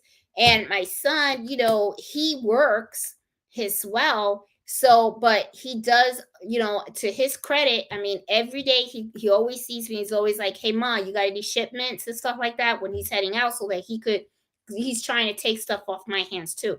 But yeah, it's a lot of hours. Running a business is not fun. It can be fun, but it's a lot of work. Okay. And this is the thing too. I still work full time. So, like I said, when I'm during the day, I have to focus on my day job. And I don't have the type of day job that I can just walk away and stuff. I really have to be focused on what I'm doing. It's a lot of moving parts, and you got to be sharp and you got to be on point. So I have to my attention has to be there. Then when I'm done with that, that is when I can come here, and then my attention can be solely here. And I prefer it that way anyway, because that way I'm good. They got me that full amount of time, and then I have to come here, and then I have to deal with, have to manage here. Um but it's a lot of work. It really is a lot of work. And I am looking forward. I'm supposed to retire in about, it's like a year and a half now, because I can't believe this year is over. My husband will be retiring in 2 months. He is smiling ear to ear. He is happy. I'm not there yet. I got about like almost a year and a half to go. But once that is done, and I will be retiring from my day job, this will become a whole lot easier for me, because that way I can just focus on this and this alone. I can really focus on the YouTube channel. I'll have nothing but time to pull out more videos. I'll have nothing but time to produce more products, to take more orders. This is going to be my thing full time. And I am really looking forward to that, because I can really see myself really doing something that I truly, truly love. And another thing that I am also considering is teaching. Okay. So I have been asked to teach some embroidery classes at local places. And I'm actually considering doing that. I think that's a wonderful way for me to also help other people learn about embroidery and also meet people and stuff like that. So I'm looking forward to that. So it's something that I know that I want to do. So, I am really looking forward to retirement, because I feel like I'm going to be starting my second career, and stuff. But Bubba, thanks for the question though, because when you asked it like that, okay, um, you know, I'm like, I didn't really think about it. Like, how many hours a week am I really putting in? And now that you got me thinking, I'm like, whew, now I can really see why I'm exhausted, and stuff. So I appreciate that question, because you really made me think about this. Um, let's see. And for Christmas sign up, when I signed up, it took me to a link to add things to the wish list to Amazon. I didn't select any. Did I miss it? No, you didn't. You don't have to. No, I don't do that either. That's if you want somebody to buy something for you, right? But we're not buying anything for anyone. We're making stuff for other people. So don't worry about it, okay? And stuff, because the whole focus of the gift exchange, Beth, is that you're going to make whatever it is you want, your favorite thing, whether you sew, you embroider, maybe you do sublimation, maybe you do the Cricut, or what's that other machine? The one with the S. I think it's an S. I forgot what it was. I know there's a Cricut and there's another one, but anyway, but whatever it is that you like doing, that's your niche, your favorite niche, okay? And whatever it is that you want to make for this person, okay? Because it's all about making something special for someone. And I like it because it gives me a chance to do something different than embroidery. And I actually, this year, I already told myself I am not going to do too much embroidery. I want to actually sew. Now, that could be a scary thing, okay? Because as you guys know, my sister is the sewer. I am not, okay? She can sew straight. She loves quilting. I mean, it's her thing. Me, it's like I struggle with it, okay? So, but I want to tackle it. So I'm going to do something and I'm gonna sew. So I'm pretty hyped about it. So I actually, that's another reason why I want to like slow down, because I want to really start to enjoy what I'm doing, because I'm starting to feel like, I'm getting overwhelmed with these orders that I'm not, I like embroidery, but I want to do fun stuff. I don't, sometimes it can get repetitive, right? Like I'll have a customer go, "Oh, this is my logo." And I'll be like, "Okay, another 50 shirts and another 20 shirts." It's the same thing over and over and over. I want to explore doing different things, you know what I'm saying? So, yeah. um Not Drake, regular grind. um, find I'm finding where to sign for the gift exchange. It is in the Facebook group, Allison, and it is pinned on the Facebook group. Okay, that's where you can find it. Um, hey Ellen, how you doing? Thank you. Let me see. Oh, Tina says, I have a question for the Brother SC 1900. If someone has trouble with the big built-in butterfly, I bought two machines and there's an issue with digitizing. I spoke with brothers in there. I haven't had an issue with that. I actually have embroidered. I know you're talking about the butterfly. Are you talking about this one? I mean, mine came out okay. The other thing you could do, Tina, is you could just go ahead and buy different designs and stuff. And I will be honest with you. I mean, I know that the machines come with these designs, but I usually don't use them. And now that you're mentioning them, maybe I should. But it has these designs built into them, but a lot of times I really don't use the designs that come with the machine. I actually am always purchasing my own embroidery designs, and stuff. So, and I'm sure you could probably go and on Etsy or maybe some other embroidery websites, and I bet you could find some butterfly designs that are probably even nicer. I'm just saying. Hey Deborah, how you doing? Sorry I missed you. I know. Still actively following every Friday. I know. Try to make it next year. I missed you too. And stuff. Let's see. I think the puff embroidery would be crushed by the heat press. I was thinking the same thing, Debbie, but I'm going to give it a shot. You just never know, okay? But I thought about that. I did. I was thinking about it. I was like, maybe that would not work. But let's give it a shot. I'm going to give it a shot. Let's see what happens. And then when I try it, then we know, don't do that. You know what I'm saying? I'm willing to give it a shot.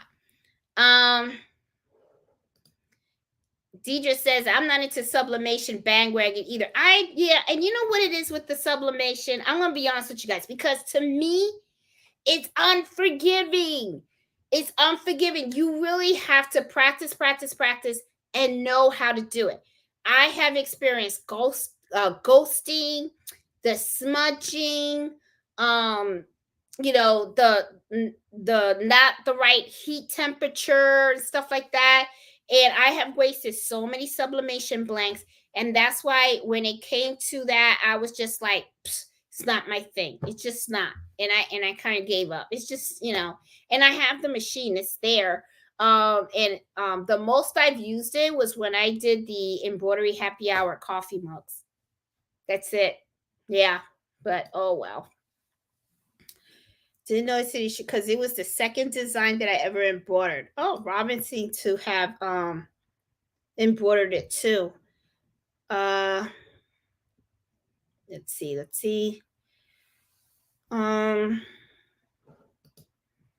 Debbie That confused me the last time too. It's a gift exchange. To those who aren't making things would have to order. You know, no one has to order anything.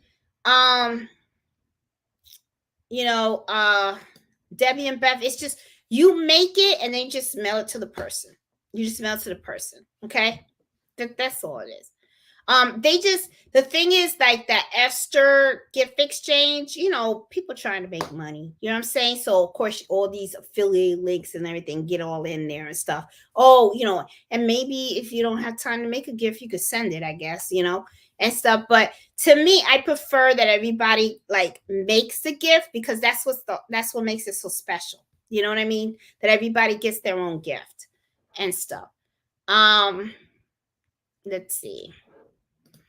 Allison, where's the link to the gift exchange is actually on the embroidery happy hour thing. So let me see if I can share that with you guys. I'm gonna let me do present. Let me share the screen because I have the thing up. Let me see. All right. I don't know if you guys can see me. Oh yeah, you can. Okay. So we are at our site, the embroidery. Hold on, I think it's coming up. There it is. So here we are. We are at the I'm tongue tied. You could tell. I mean, I'm exhausted. Oh my god, all these hours. Okay, so we're at our Facebook group. Okay, so right here, okay, under the feature section, okay, under the feature section, you would click on this. Sorry, you would click on that, and when you click on that, right there is the link. This is where you go ahead and sign up. Okay, so I have all the information up there and stuff, and then you would click on this and you could sign up. So, you know, just like I said, go over to our site, and if you go on the very top, right where it has the feature, you click on this and it will take you right to the site. Okay? So, yeah. So let me remove that. Okay, so that's where it is, Allison. Okay.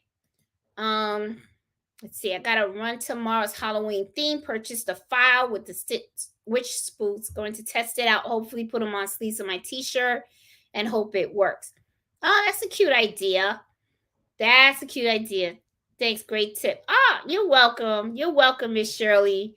Let's see. Going down. Hey, Shirley Dabney, how are you? How you doing? Good evening. Hey, Boricua Lazio, this is the fourth one. Ah, thank you. I'm glad you were here. I'm glad you like them. Let's see. How do you photograph your products for the listing? I just use my iPhone.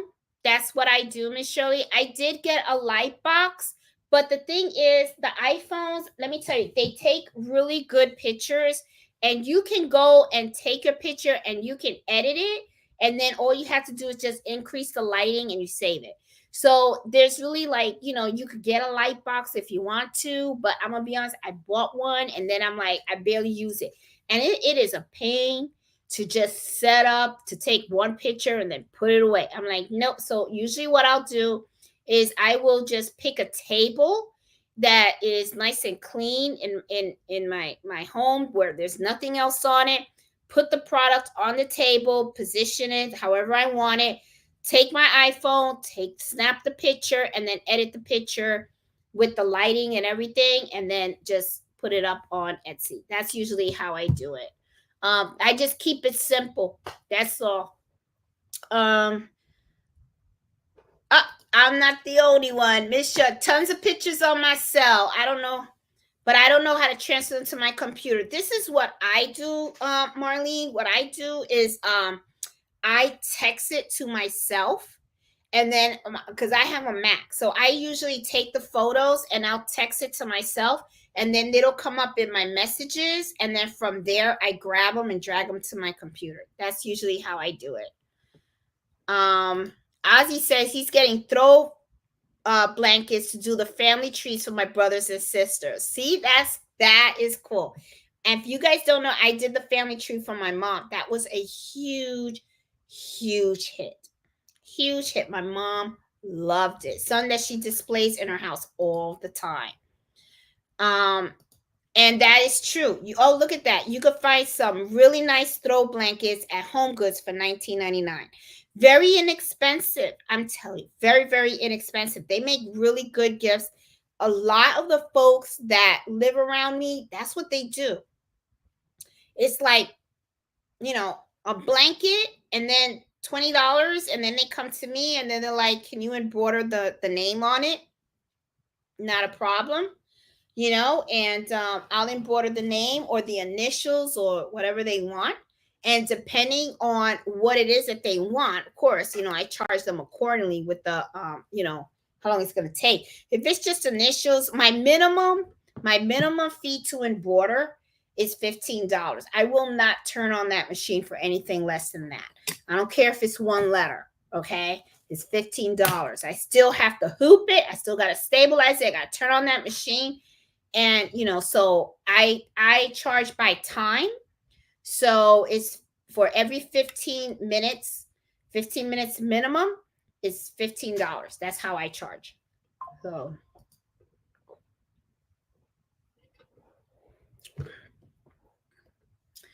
let me see. The colors are wrong for sublimating on green and fuzzes, but it needs to be white. Yes. You know what? You're right. Yes, Miss Shirley. That is true. For the sublimation, it has to be white. Even though if it's 100% polyester, it has to be white. Did you see my video post of my crafting setup? It could fit a large closet. I gotta see that. I did see that you posted something, but I didn't have a chance to view it, Bob. I am definitely going to see it though. And so I got to see it. But my room is not that big. It really, truly isn't. I mean, Nancy was really amazed because she was like, oh, in the video, it looks like it's long. And now that she mentioned it, I'm like looking at myself and it does. It looks like I have a lot of walk space. I really don't. It's not that huge of a, I mean, it's not super small, but it does give a perception that I have like a long hallway kind of, and I really don't. It's not that long out there. Let's see what else. Let's see. Okay, I have been running with white and black bob, and I had a client that wanted the same color as towels. Thank you. You're awesome. Yeah, this is another thing, Miss Morrison, that you may want to try. Okay. Sometimes what happens, and I get it from the customers, they don't like the way the back of the embroidery looks, right? Because sometimes, you have a lot of the tails and all that kind of stuff. So to them, when it comes to like a blanket or a bath towel or something like that, they kind of find it unattractive, right? Sometimes you do got to suck it up, and that's just how it is, right? So you just don't look at the back, right? We could easily tell them that. Just don't turn the towel around and look at the ugly side. But another thing that I do, like what I do with my kitchen towels, is I use embroidery covering, which is like Tender Touch or Cloud Cover. And you could get those in black and you can get them in white. So usually if the towel or something is a light color, okay, and I only do this when a customer requests it, okay? For my kitchen towels, I do it all the time. But whenever I'm doing like a bath towel, or I do like a throw blanket or something like that, I don't put that in the back unless the customer asks for it. Also, it depends on the material, okay? Because not everything can go under the heat press, all right? So if you have some kind of material that I know is going to melt or it's going to fray or crumbled up, because there are some throw towels that the material is like really super soft and it's not something that you want on a heat press. So you could use cloud cover on some but it depends, like I said, on the fabric. So if it's important to the customer, if they just don't want to see that, then and you if you see that that fabric can be, you can put it under a heat press, try to use a cloud cover, and that'll cover that, okay, and make it a little bit more better. um the blanket is still a valuable educational experience. So much money or time wasn't wasted. Yeah, it was. It was. And I'm gonna be honest, I like it. I like the way it came out. So to me, like I said, I'm just gonna hang it on my wall. That's what I'm gonna do. I'm gonna hang it on my wall and stuff. So, and I did have it. I still have it here. It's right here in case some of you guys have never seen it. This is it. And it's a shame because it's so pretty, but this was it. It came out really cute. But what I'm gonna do is I'm gonna see if I could rebuy the same, you know came out really, really cute. And I would have loved. Oh, this is the inside out. I gotta turn it inside out. But this is because this is inside out and stuff. But yeah, but I'm gonna come up with another thing. I mean, I even have an idea of doing a quilt using fleece. Okay, I was thinking about doing that. So I got ideas. So, I'm going to see what I can do and stuff. And that's the other thing too. I think that's why, like, I don't know if this year I've even thought about shutting down the shop, believe it or not. That has been something that has crossed my mind. Like, maybe what I'm going to do is minimize the products on my Etsy shop. So that way I'm not too bombarded with sales, and then I can focus more on sewing and stuff like that. So it's something that I have been thinking about because I really want to get back. I had so much fun doing that quilt. You have no idea that I was kind of like, now it's like half of me was saying, now I know why my sister likes quilting so much, because it really is fun, But I love embroidery too, and it is very high in demand. It really is. So I don't know what I'm gonna do and stuff, but yeah, it was a very valuable lesson. It really was. Slow down that machine. That's what I learned.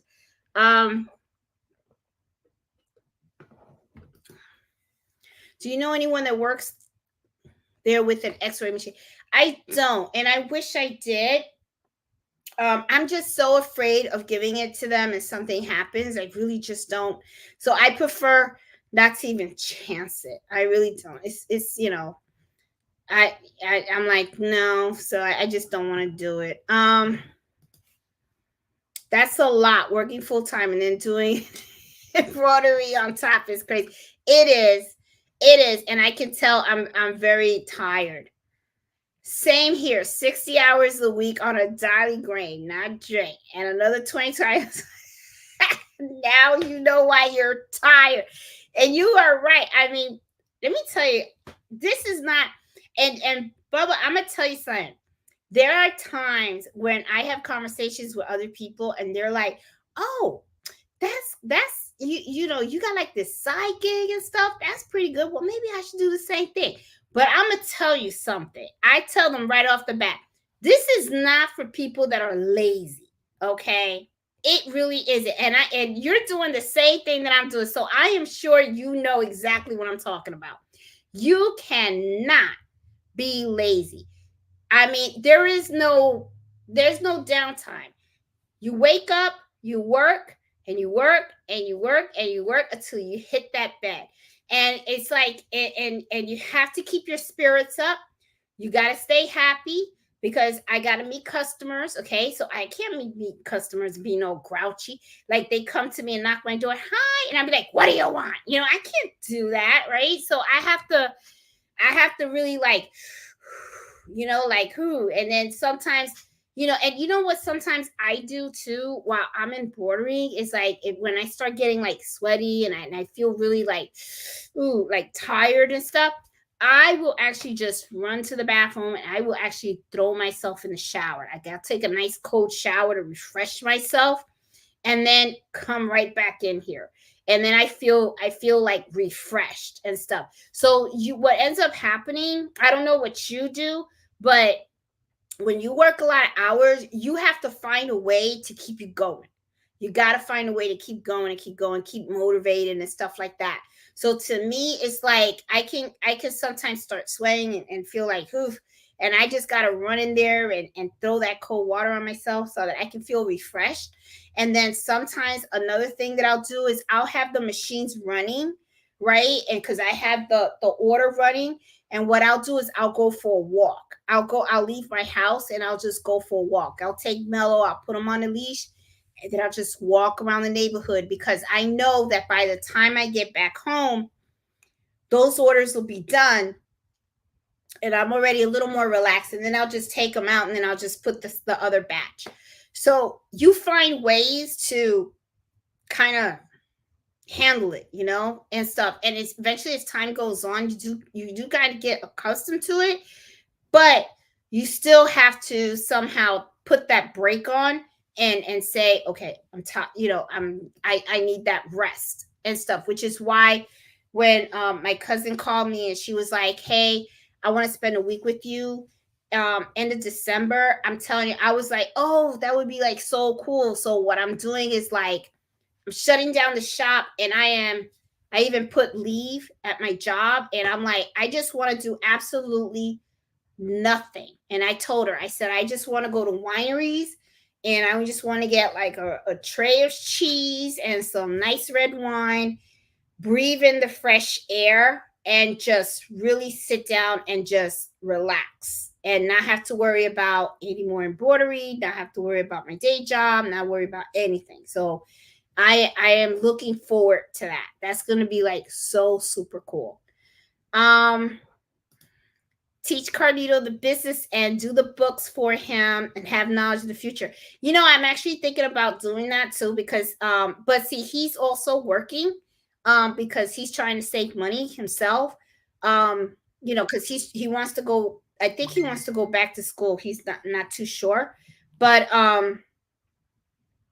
sorry about that. So I think he wants to go back to school. So he's trying to save money and stuff like that. So, I mean, I let him do his thing. This is really my thing. It's not really Cardio's thing. Even though I tried, I was kind of like, hey, you could do some really cool stuff with embroidery. You want me to show you? And it doesn't look like the interest is really there yet, Debbie. So I kind of leave him alone. I don't want to push it on him too much, but yeah. So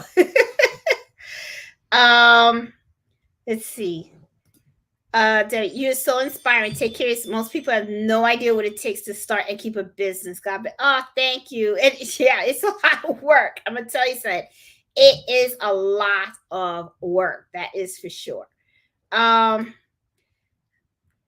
was so happy to retire from the corporate world and now do what I love. And that's going to be me, Angela Stitches, for okay, year and a half. It'd be September 2026. That's where, it's going to be, well, it's more than a year and a half. It's really like a year and 10 months, something like that, but hey, who's counting, right? And I am, because I got a countdown app on my phone. I tell people at my job, when that day comes, they will never hear from me again. They're gonna be like, where the hell she went? Gone. That's where I went. Gone. With all your local business, is your Etsy store worthwhile? I feel like the rate of return of a customer, word of mouth benefit local must outweigh. Yeah, I mean, I make more money. I'm gonna tell you about. I make more money locally than I do on Etsy. However, any extra dollar that's gonna go in my pocket, I'll take it. That's how I see it. Okay, because I mean, I do really well on the Etsy shop too, but I do a lot better on my local sales because my local sales are usually repeat customers and they're bulk orders. Okay, and I take onesies too. I have a lot of like, one or two items here and there and stuff like that. Cause I don't mind taking small orders, because what happens is a lot of big embroidery companies don't take the small orders. So to me, it's as long as I'm making money, why not? Why not? I mean, it doesn't really cost that much to run the Etsy shop, honestly. You know what I'm saying? So it's still profitable. To me, I will stop the Etsy shop if I see that there's no profit at all. You know what I'm saying? So, and then you have your spikes. You have your spikes. There are times when I have no local orders, right? And then I'll have a week where everybody comes in bulk. You know what I'm saying? So it's like, I feel like having both kind of helps balance. So that way I have something coming in all the time. So yeah.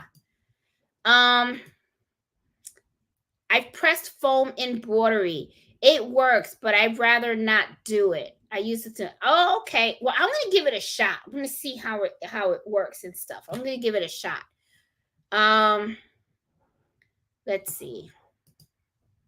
You have to buy puff heat press vinyl in order to do the heat press. But you can do it. I have it. Yeah, but I want to try to do the 3D puff embroidery on the heat press. I want to see how that would come out. Is it going to be a hit or miss thing? It's going to be interesting. But I've heard about the puff press embroidery, the vinyl embroidery and stuff. I haven't gotten my hands on any of it yet. Honestly, I have not done. I don't use my Cricut that much anymore. I used to use that thing all the time. But now I am so into embroidery that it's like the Cricut is kind of like, I'll use it once in a while. But, it's okay. Oh, I found it. Thanks. Oh, cool, Allison. Hey, Carol, how you doing? Late to the show, but made it. Welcome. I keep throwing your name into Power Tools Lives every weekday morning. Hope to find you more subscribers. Oh, thank you, Debbie. I appreciate that. Yeah, my goal is to hit the 20,000. I'm not sure if I'm gonna do it though, because I think, let me see.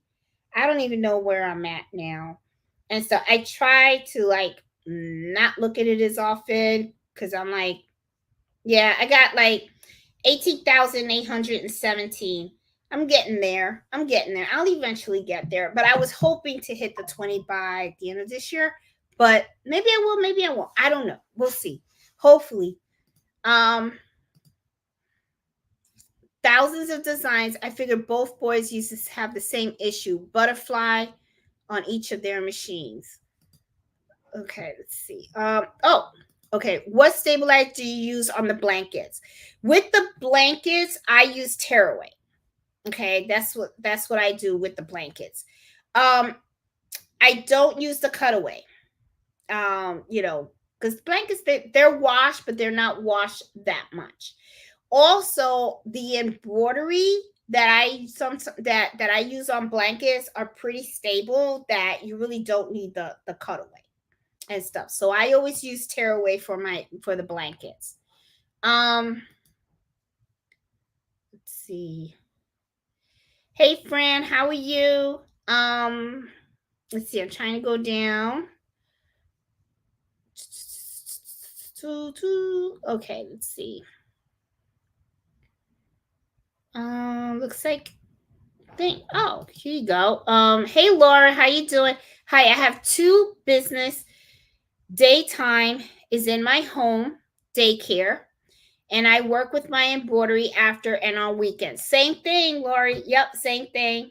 And so it said you do your daycare during the day, but then once those kids leave and stuff, the daycare is over, and then it's like you probably just do the same thing that I do. Okay, you take a breath, take a little moment. Maybe you have like your dinner or something like that, and then you gotta get up and keep going. So it takes a lot. It really does take a lot. It's a lot of work.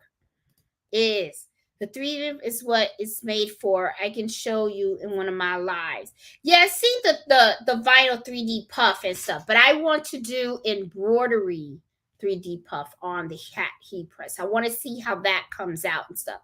I've seen the puff vinyl, but like I said, I'm just not using my Cricut. I'm just not, Miss Shirley. I don't know what it is. I'm just not using it. Well, I do know it because it's in the other room. I have it in the other room and stuff like that. But I don't know. And it could be too, Miss Shirley. I'm just feeling exhausted. That could be that. It could be that. But now that you just mentioned it again, I wonder if that 3D puff embroidery looked nice on a hat. I bet you it would. It would probably give it that extra, you know what I mean? And stuff. So I think I am gonna get it. Can you let me know also where do you buy yours from and stuff? Because I don't know if they sell 3D puff vinyl. Because I used to get it from, what was it? There used to be, I think it's 431 vinyl, something like that, or is it 143vinyl.com? I used to buy my vinyl from there. I haven't bought from them in a long time because, like I said, I haven't really been using my Cricut much. So, I have all this vinyl still left. So, yeah, but I'm going to look on their site and I'm going to see if they have puff embroidery vinyl. And that would be a good thing to try on that heat press. Now that you mentioned that, I'm going to give that a shot. But I still want to try the embroidered vinyl because I know, like, I got like this. See, this is what I'm talking about, guys. See, like this has 3D puff embroidery, okay? See how it's raised?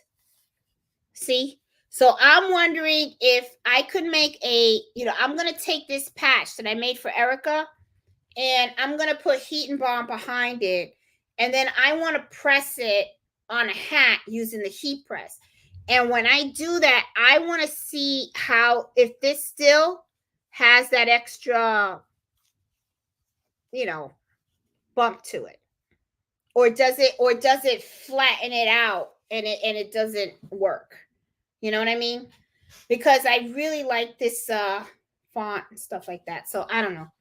Yeah, so it's just things that I want to play with. I mean, I got the press and when I got it, I was like, you know what? There's and hats are so they are inexpensive. You know what I'm saying? So if I could get that. She got it from Pro World. Oh, okay. And you can get it at Michael's too. Okay. Pro World is where I bought my heat press. This heat press that you see back here, it's a very good heat press. That one was really good. But yeah. Pro World Inc. I think it was Pro World Inc. and stuff. But I didn't know that Michael's had puff embroidery as well. So I have a gift card for Michael's. Maybe that's what I'll do. I'll go over there tomorrow and pick up a roll. That's what I'm gonna do. Well, thanks for letting me. I didn't know that Michael's carried it. So all I need is a small little roll because I just want to test it out. And I bet you I could probably come up with some really cute designs on that. So I'm gonna write that down. That Michael's has the 3D puff vinyl and stuff. And I bet you they got some really cute colors too and stuff. All right. So, get the Caesar brand. Yep, that's the only brand. That is the brand that I like. Now, I don't know your experience, Miss Shirley, but I'm going to tell you, they have the Caesar brand, that brand. Always use that brand. I love that brand. Then they have the Cricut brand. I don't think the Cricut brand is that great. I really don't. Now, I don't know if maybe it's because I didn't use the right temperature or whatever, but I love that brand that you got on there. That's the brand that I like and stuff. So I'm going to go over to Michael's and I'm going to get me a roll and I'm going to try it out on my heat press. That's what I'm going to do and stuff. But thanks for letting me know because I did not know that Michael's carried it and stuff. And I haven't been at Michael's in a while and stuff. I need to go over there. But I get scared when I go into those places because you go in there sometimes with like an intention to just buy one thing, and then you start looking around, and then before you know, you got a whole bag of stuff. It's like going to Joann's. You go in there and you just want, like, you already have it in your mind. I only want this fabric. I only need a yard. And then before you know it, you walk out of there with like 6 yards of fabric. And then when you get home, you look at the fabric because it was so pretty, and then you're wondering, what am I going to do with it? And that's something. So it is what it is. But anyway, so guys, Cricut doesn't have the puff. Oh, okay. Let me see also. I lost my mouse for a minute there. It says, for that thin foam patch, I think fabric glue that doesn't need heat and bond might be good. Yeah, but I want to use that heat press. That's the thing. Debbie, I want to use a heat press. I want to play with it. I want to do a whole bunch of videos, and I want to play with it. If the projects come out great, then they work. If they don't, then we all know, don't do that. You know what I'm saying? So, I mean, it is what it is, right? But I need to have fun with that machine. Yeah, and Cricut doesn't have the okay. Yeah, but I really like the Caesar bread. That's the best one. Okay. Everyone had a great weekend. Enjoyed very much topics, comments. Thank you. Good night, everyone. Bye, Marlene. Have a good night. So, guys, I am going to say good night as well. Thank you so much for joining me this Friday night. I hope you guys did enjoy the topic this evening. The holidays are coming. It is time to get ready and get our grind all ready for that hustle, because it's always the busiest season. It really, really is. Okay. So we are going to be working. All right. So I got to get ready mentally, and I got to get ready physically with this shop, so that way I can handle whatever I got coming my way. So guys, hope you like this live and that you enjoyed the topic. And if you did, please give me that thumbs up, because it really does help the channel a whole lot. If you're new to the channel, please consider subscribing. I host Embroidery Happy Hour every Friday at 8 o'clock Eastern Standard Time. You can always watch the replay also as well. And I will continue to start posting more videos. I know I haven't been posting a lot lately, but like I said, pretty exhausted. And the thing is too is, a lot of times I like to post videos teaching you guys new stuff. I just don't want to show you guys the same thing over and over and over again. It gets a little old. So every time I come up with something new, or I'm working on a new order where there's a new technique or some information that I wanted to share, like the last one I posted when I wanted to talk to you guys particularly about the color thread, okay? That is usually when I like to post the videos and stuff like that. So hope you guys understand and everything, because I always want to make sure that the information that I post is very valuable to you guys, because I like to respect everybody's time, and I really want it to be a place where you can really learn. So you guys have a great night. And like I said, thank you so much for spending Friday evening with me. And I will see you guys next week with another topic. So I will talk to you guys later. Happy sewing and happy embroidering. Talk to you soon. Bye.